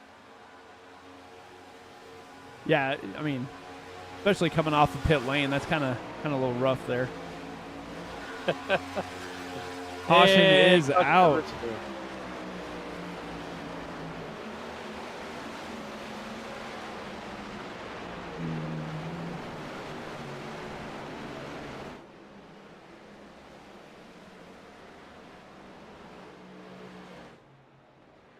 And it looks to be Doug. 40 car. That's Doug D. Knife. Whoa! Anthony Ludi. Did you see what I just saw? I saw what you just saw. I'm not calling anybody out, but we gotta. If we run that back.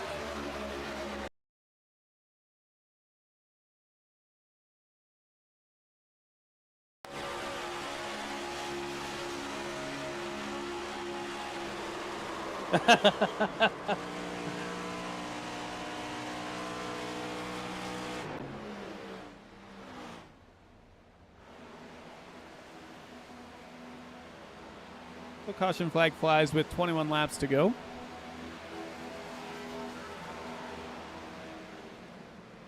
Oh boy.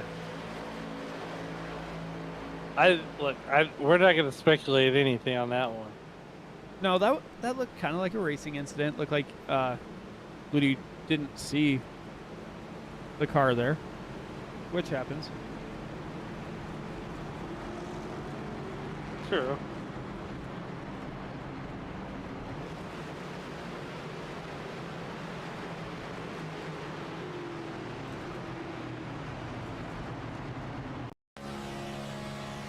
On board.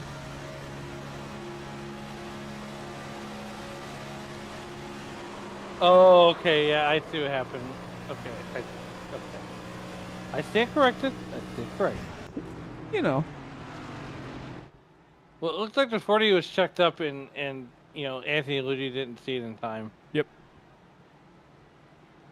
And he couldn't get behind Chapman either, so.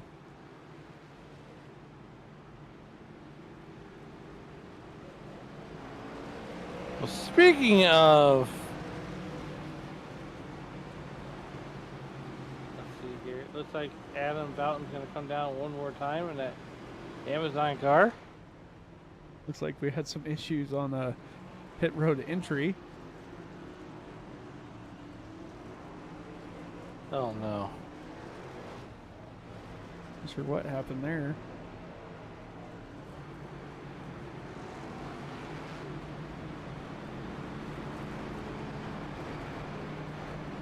$28 laps left in the books here. This will put you sitting beautifully for the end of this race. Yeah.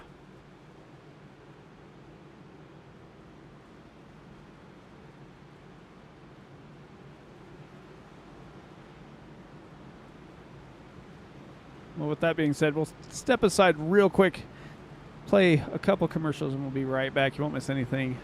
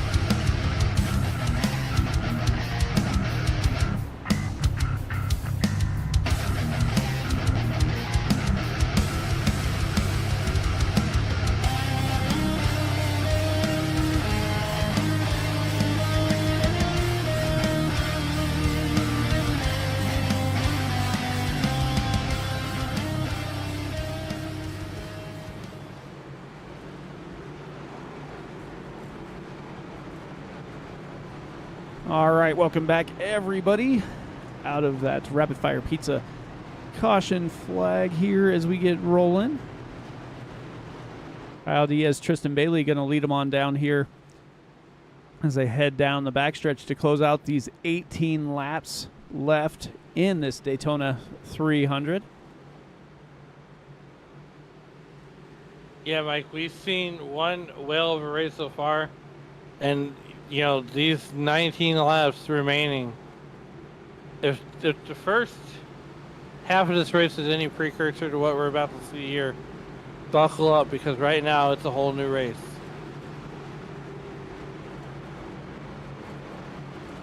Yeah, it's definitely going to be a whole new race as these guys get stacked up, and the dial is going to get turned up a little bit hotter here as everybody wants to start off the season with a win, especially a win at Daytona.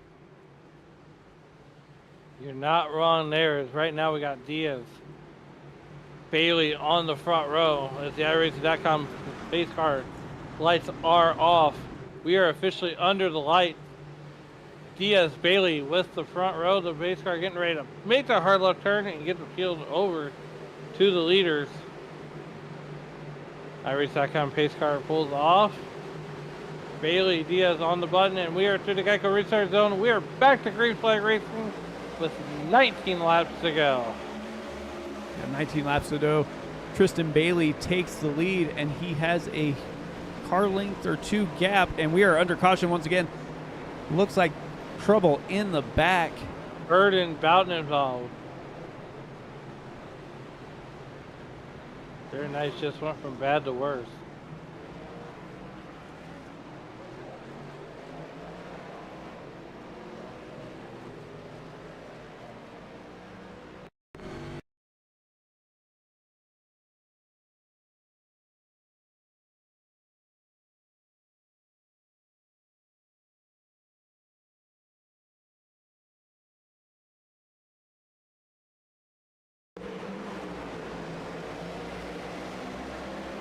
Oh, it's stacked up in front of him. Accordion effect.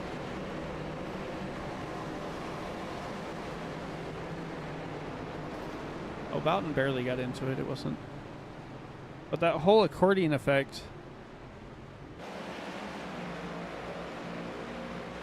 is the issue.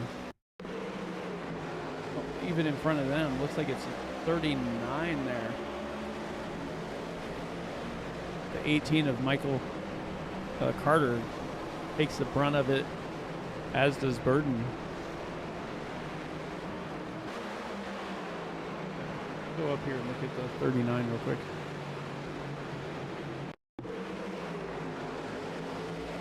Oh, 00. Don't you say it.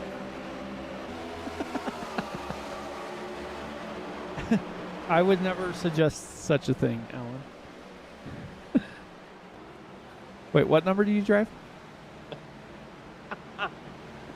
The 000 minus 10.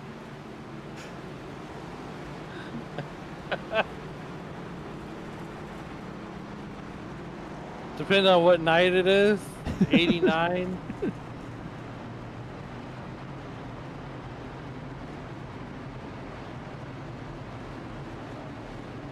$16 laps to go. The worst Well, part the worst part about that one is that Tyler Burden was sitting in the lucky dog spot, except for he got involved in that caution. Like, that's what he wanted to see, just not be involved in it. You don't want to be the caution.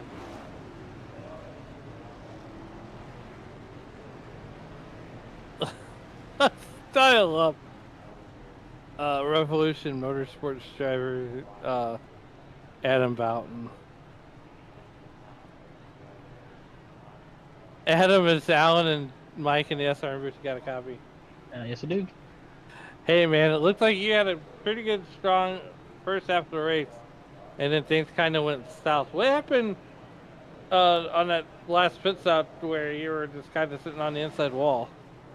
The 25 car tried to pass me on the apron as we were merging and wrecked me. That's a tough break there. But 16 laps to go. You know, 16 laps to go. It's gonna get wild. Luckily, I didn't get a meatball, so I'm gonna try to fix the steering, and hopefully, I can manage something on here. But I mean, keep trying. Though. It's gonna get wild now. if you can't be the pushy, be the pusher. I'm gonna try. Well, anyways, before we get you out of here, you know, is there anybody you'd like to thank tonight? I thank you guys for putting the broadcast in the race. Hopefully, it hasn't been too boring for you. But it looks like we're getting ready to go back to green here soon. So hopefully, we can keep it somewhat clean and finish out these last like 15 or so laps. All right, buddy, we're gonna get you back down to your team and have a good rest of the race. Yeah, take it easy. And that was the voice of Adam Boughton, the owner of ECR, the Elite Cup Racing Series here on iRacing, brought to you by Sim Racing Media. Bailey Diaz back on the front row. We got 15 laps to go. 15 lap shootout, Mike. Yeah, definitely a shootout. We'll see if they can get stacked up here. And that's one of the problems when you're restarting on a super speedway, especially with the late laps, is if you get any gap between yourself and the car in front of you, then you start to speed up to close that gap. And then all of a sudden you have to tap the brakes, and that's going to check up the rest of the line, and that's what caused that last caution. So we'll see if they can get it squared away and get this thing completed here. 14 laps, we take that green flag.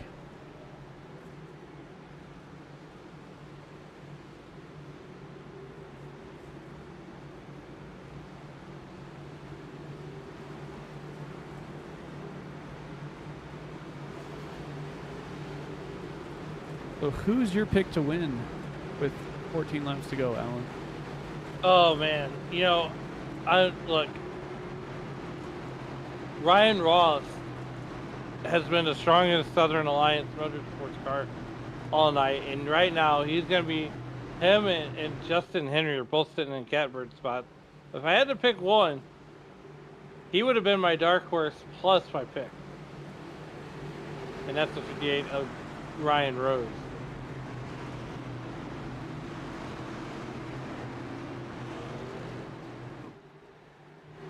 Pace car is going to be getting ready to pull down.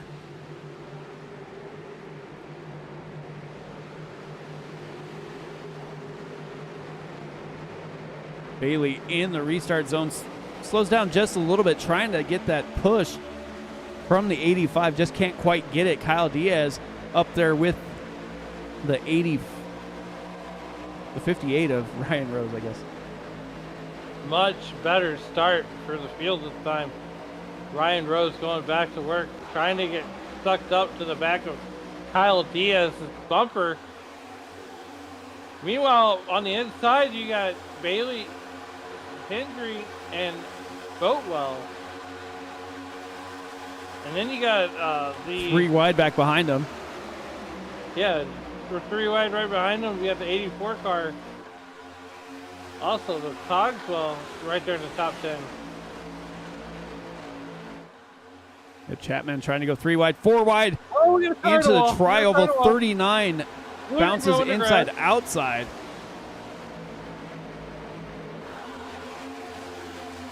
Wow. 3 wide where you're not supposed to be 3 wide, and then you go 4 wide right after it. Wow. And they didn't wreck. They bounced off of each other, but nobody wrecked. Ludi did mow the grass there just a little bit. Oh, now we're 3 wide again. Andrew Chapman finds himself back in the top 10.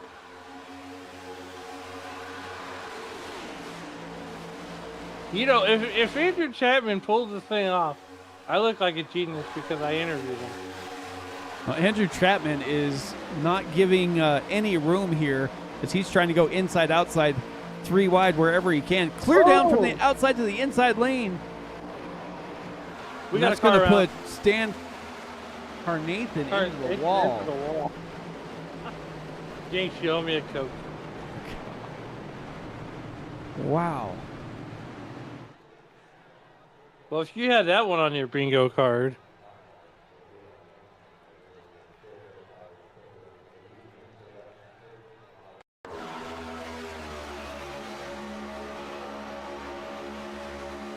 Oh.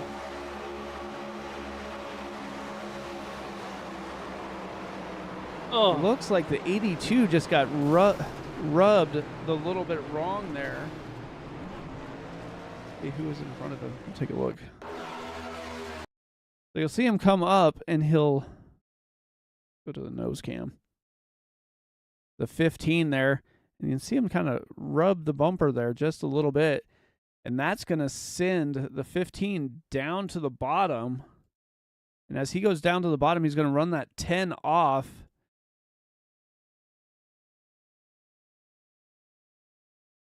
And then it looks like the 00 just goes up the track a little bit, trying to let the 10 back on the track, and that's going to cause him to get into the left rear of the 82 and send him up the wall.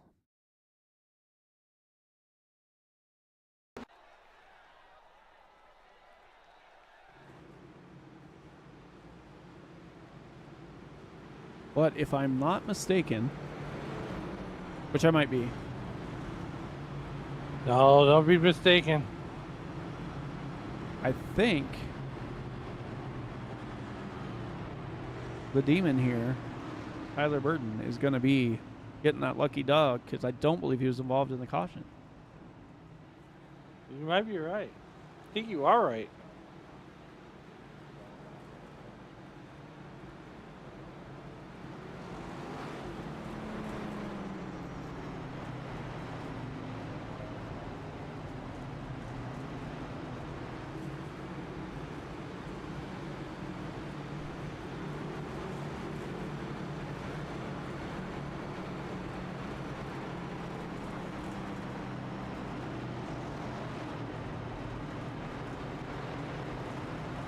And there you go. So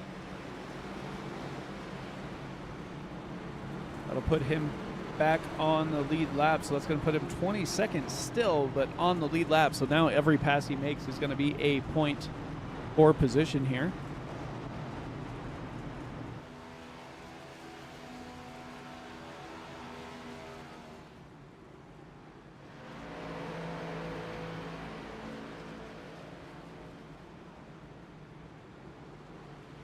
We're going to have 10 laps to go. We're going to come back with probably 8 laps to go.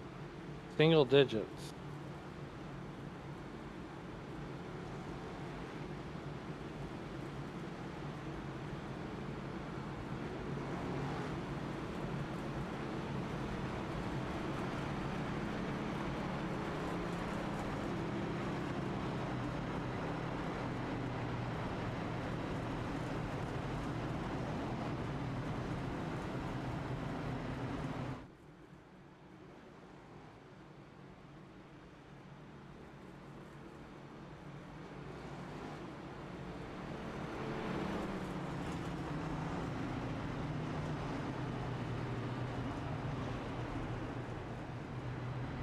we got 4 Chevys, 3 Fords, 2 Chevys, and the lone Toyota in the top 10 is running P10. We kind of knew that this was going to kind of happen here. As we get down to the closing laps, the pace car lights are going to come out. We're going to go back to green flag racing here in a moment's time. We want to thank everybody for joining us here on your phones, in your homes, wherever you may be watching. And don't forget to hit that like, smash those bells, and subscribe to Sim Racing Media. You turn on those bells, and you'll be notified every time that ECR goes on the air.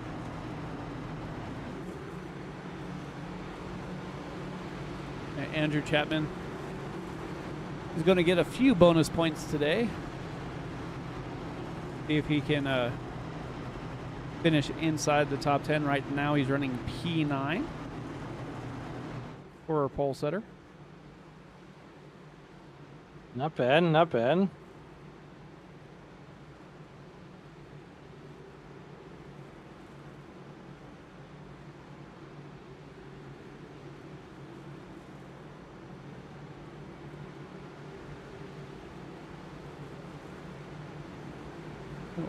Stacked up, pace lights are out.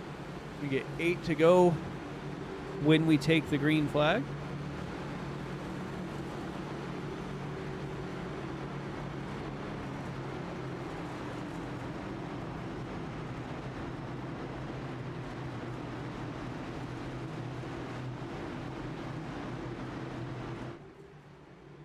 So these late race restarts kind of changes your strategy some. With these, I think you probably do want to be in first or second, at least controlling one of the lanes. Whereas if we're single filed out, I'd rather be third or fourth, kind of sitting back just a little way so you can decide when you need to time your move and know where you're going to go. Right now, if you're Bailey or Diaz, if you get the whole shot, you got to make that car 5 lanes wide. You got to put that car everywhere. You got to block you got a lot of work to do.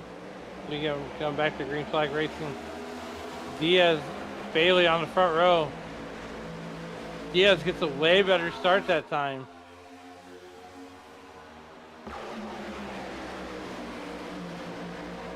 A 58 trying to slide up just a little bit. Ryan Rose trying to get there towards the middle. Got the 47 of Sam Batwell up there as well. Batwell trying to make his way through the field. 3 wide goes the 81 of John Osborne up to the high side. And here Tucks goes back Diaz in. on the inside line. Yeah, Diaz slid back down, and then you have Hendry up there on the top side with the 47 getting pushed.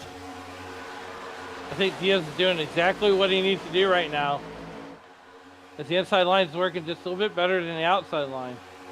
Well, we've seen it happen over and over again, so no real surprise there.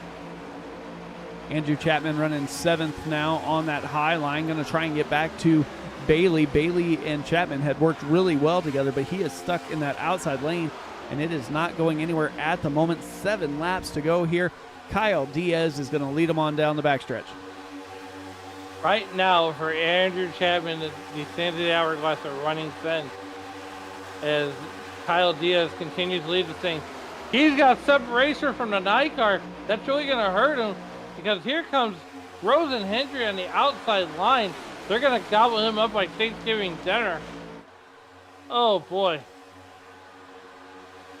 Yeah, Rose saw his chance, and he went to the high line, ducked out from behind Kyle Diaz, and now he is leading this race.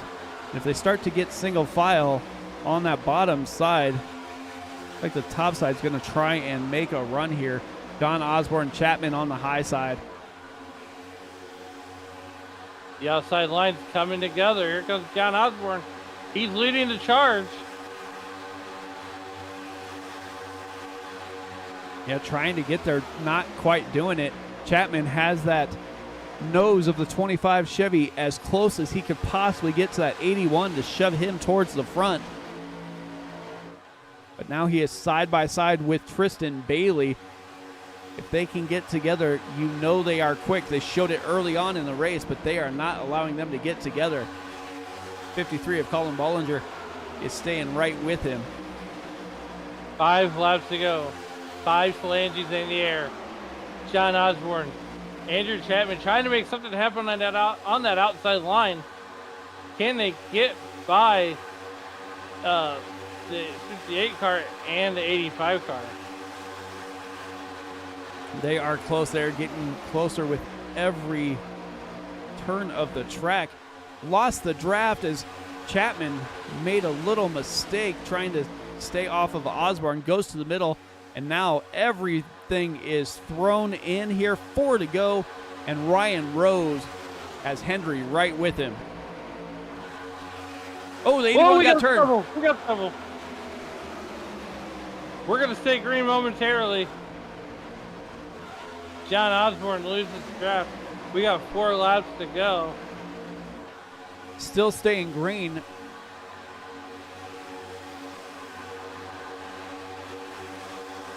Boutwell, Hendry, Rose. Here comes Bailey. And he's bringing Michael York right along with him. And guess who just got hooked back up? And here comes Tristan Bailey with Chapman on the high side. Put that one under. Whoa! Whoa! 58 moved up the block and turned. That's a caution. The whole we got field. Calamity. We got calamity going on.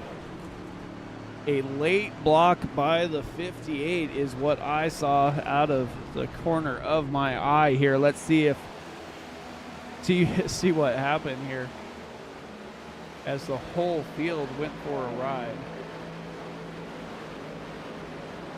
Classic Daytona.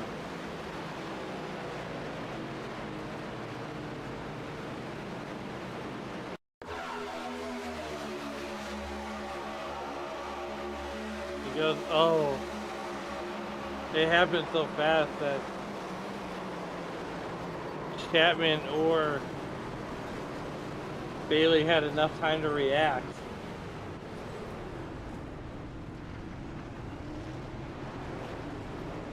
There were cars on their lids. From about halfway in the field. On board here with Derek Platt.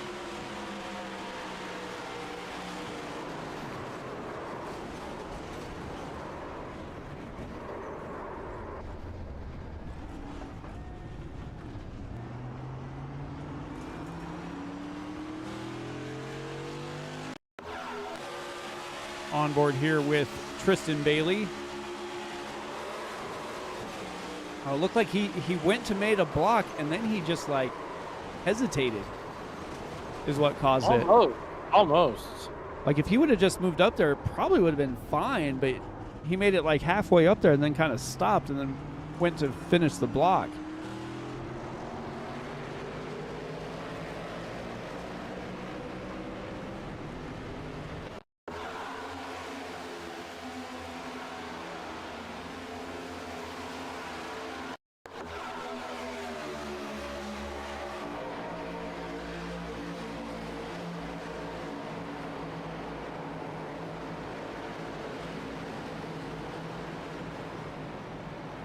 Well, It's this gonna kind be of better to set say up. who is not involved. Well, I imagine that Ryan Rose has to be sick to his stomach right now.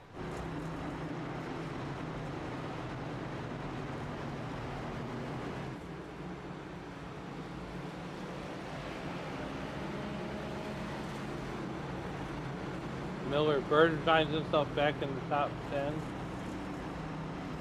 Aaron Chapman finds himself on pit road.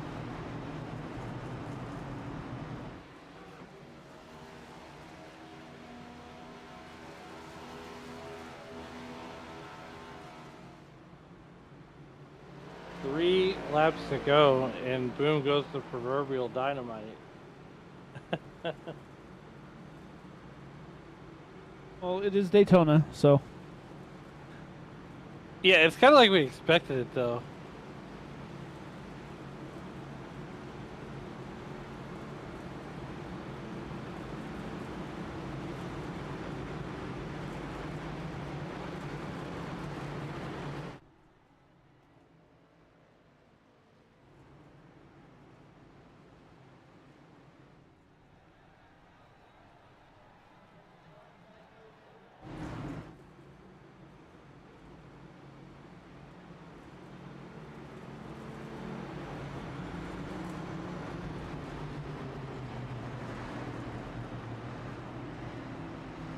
Well, if you thought that was turning the heat up, I'm sure these last 3 laps are going to be even worse.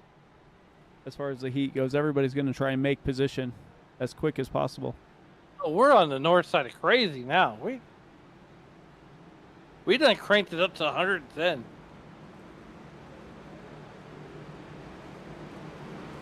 The lights are gonna go out. We're gonna get lined up 2x2 in Noah's Ark style. Mike, I hope we get 3 attempts, and I hope this is the only one. Yeah, let's let's hope so. Diddy, I don't know.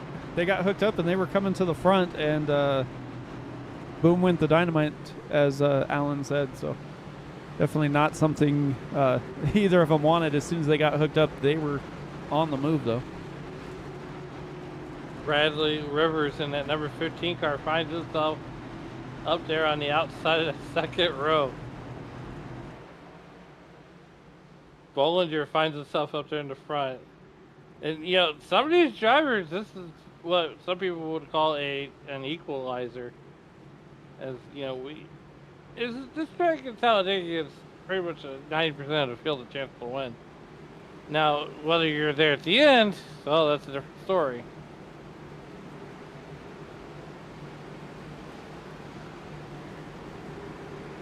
Well, looks like Chapman stayed on the lead lap. He's going to be rolling off in row number 6. Kyle Diaz is back there as well. So a lot of the drivers that were up front early are at the tail end of the lead lap here. 3 to go, a lot can happen.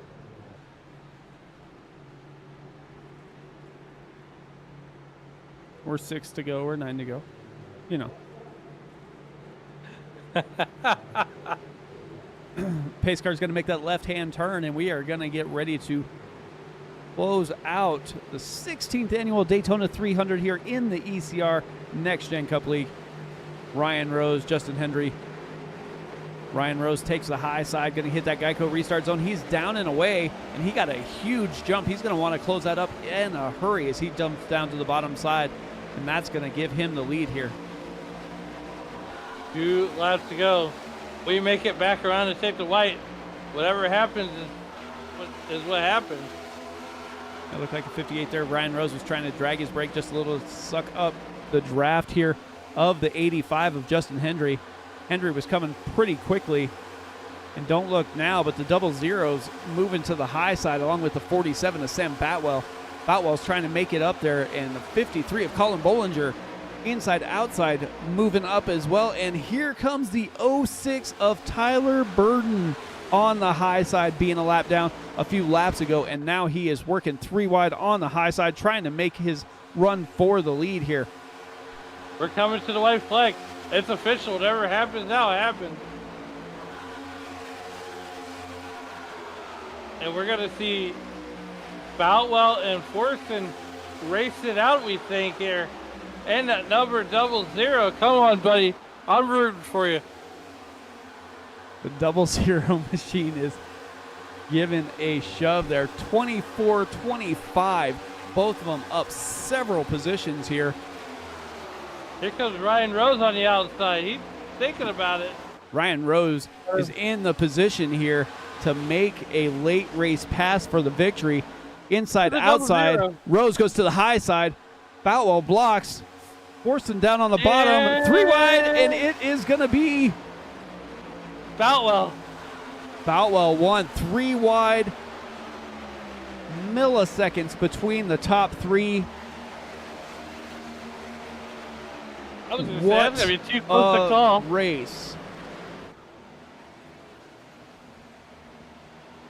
Wow, what a treat. Watch it one more time here. The 00 goes to the bottom. 47 goes up high. 58 tries to split him in the middle. After the block there, 47 bounces off the wall. 3 wide to the line. Wow. A very little skosh.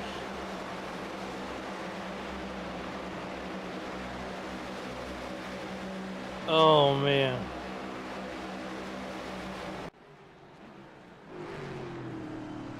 Boutwell is going to burn it down. The Shreveport, Louisiana native picks up the season opening.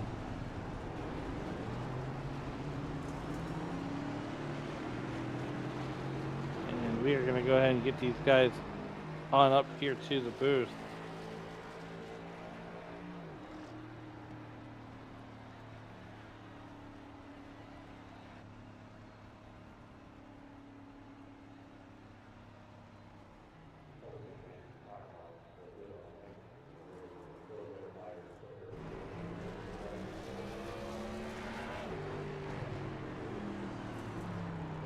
Go ahead and start with Kristen there.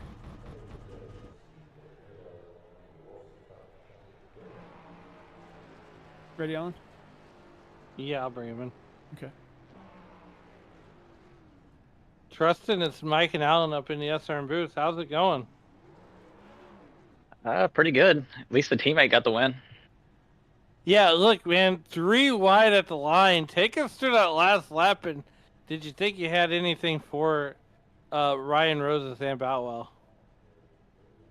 Same with my teammates. I was going to push them all the way until we got to about the line and then just take whatever chance I could get. Off 4, he got a little loose. I got the inside line and was just hoping to get a push. Never got it. Yeah, I mean, it looks like, you know, a new team formed up this year with you and Boutwell with the IC Fog Motorsports. You know, now you're locked into the playoffs. Is this one of those seasons where you just keep the foot down on the gas and keep forging ahead, or, you know, what it would mean to get both those cars into the playoffs and all 3 of your teammates? It definitely helps a lot. Every point you can get matters, so you always want to be pushing 100%. Take your wins where you can get them. Well, look, man, as the driver to 00, I want to say congratulations on putting the thing on the podium. But before we get you out of here, is there anybody you'd like to thank that helped to get you here tonight? Michael Carter and let me see if I can find his name on here.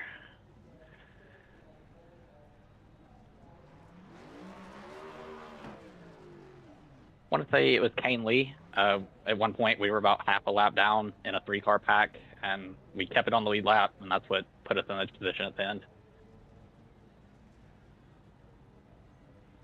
All right, man. Well, once again, congratulations on that P3 finish, and we'll see you next week. All right, thank you.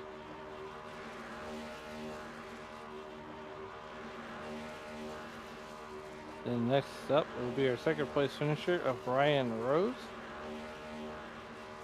Hey, Ryan, Mike up in the booth, man. How's it going? Going good. Well, that was a interesting last half of the race, but you were sitting there running 3rd coming to the line. Any thoughts on anything you could have done different to maybe bring home the win?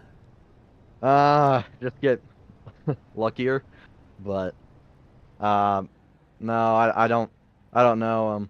I had the 85 there on my inside, thanks to him. He's technically a teammate, I guess, and now anyway, but yeah, he helped me out a lot and getting up there, and yeah, I don't know if I could have done anything really different. I probably shouldn't have thrown that block there at the end to cause that last caution, but oh well. Yeah, definitely looked like that was the cause of it, but you're racing for the victory. You pulled out, you were 3 wide at the line, lost by less than thousandth of a second, so Yeah. hats off once again for a terrific race, terrific finish. Anybody you want to thank before we get you out of here tonight?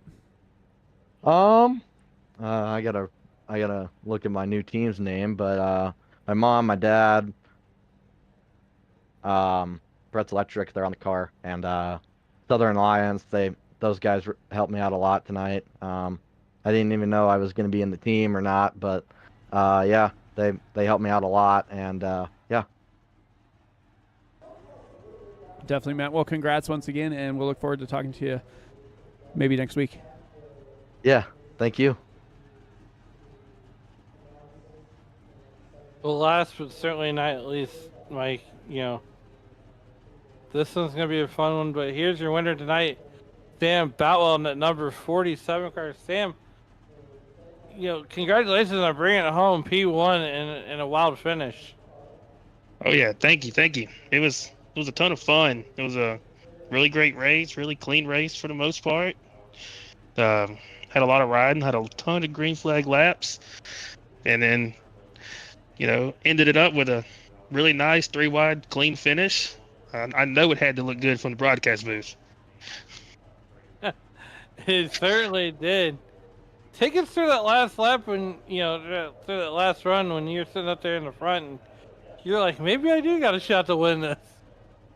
Well, I felt pretty confident. I had a teammate behind me because Tristan and I are running together, and I felt really good that all I had to do was kind of just watch the outside. And I don't know what happened, but he got me a little roughed up going into 3 there, and it rubbed me up a little bit. And I glanced up at the mirror and I saw Ryan coming. I said, well, you have to throw 1 block. That's rule of thumb. You just can't throw 2. If you throw 2, it wrecks us all. So I did that. That's all I did, honestly.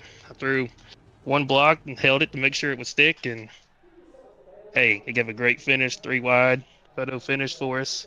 I was just glad we all came home in one piece, got a good win, and a good 1-3 for the team. Yeah, now you kind of get to, rest easy a little bit, knowing that you punch your ticket into playoffs. Take us through the mentality now of the season. I mean, obviously you're going to want to rack up as many points as you possibly can, goes for as many wins.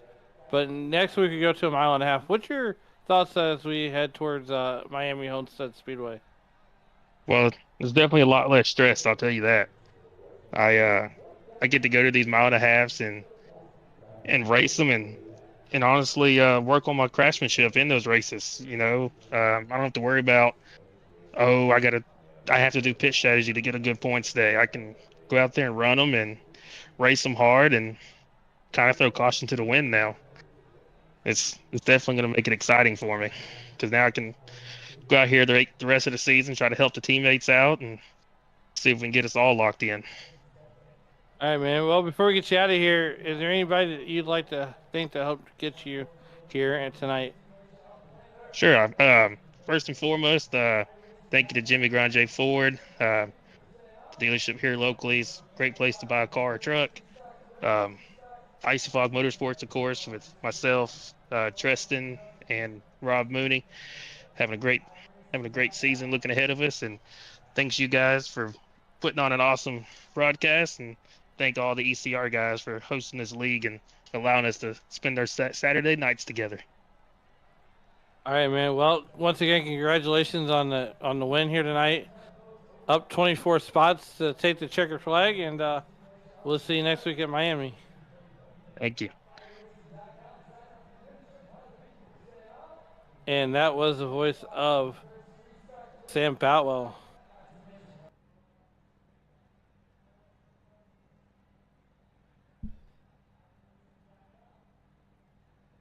Yeah, so that will do it for tonight here from the ECR League. They will head down to South Florida, down to Miami for next week's race. But this week, race results: Sam Boutwell, Ryan Rose, Preston Forston, Colin Bollinger, Aaron Miller, Justin Hendry, John Osborne, Tyler Burden, Christopher Roth, and Andrew Chapman round out that top 10.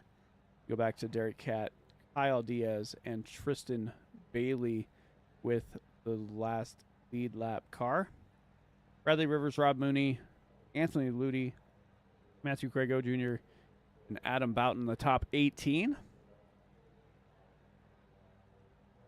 Kane Lee, Ryan McCall, Robert Roth, Pete Walsh, Gary Nash, Aaron Spear, and Michael York finish out the top 25. Jonathan Cogswell winds up 26th. Dwayne Furtick, 27th. Kent Mueller back in 28th. Michael Carter, Stan Carnathan, Doug Denise, and Alan Holtzman call it a night early. But that was a heck of a race here put on for the 16th annual Daytona 300 from the drivers of the ECR League. Alan, anything you want to say before we close it up and get out of here tonight? I tell you what, Mike, this was a lot of fun. I'm glad I was able to step in and see this one. To be honest with you, if I wasn't in the booth tonight, I was going to watch it either way. So a lot of fun, a lot of action, and I can't wait to see these boys in Miami next week. Yeah, definitely go to from a super speedway to the wall riding track that is Homestead, Miami. Look forward to seeing all of you there. But from all of the drivers of the ECR Next Gen Cup League and all of us here at Sim Racing Media, I want to wish you guys a good night. We'll see you next week.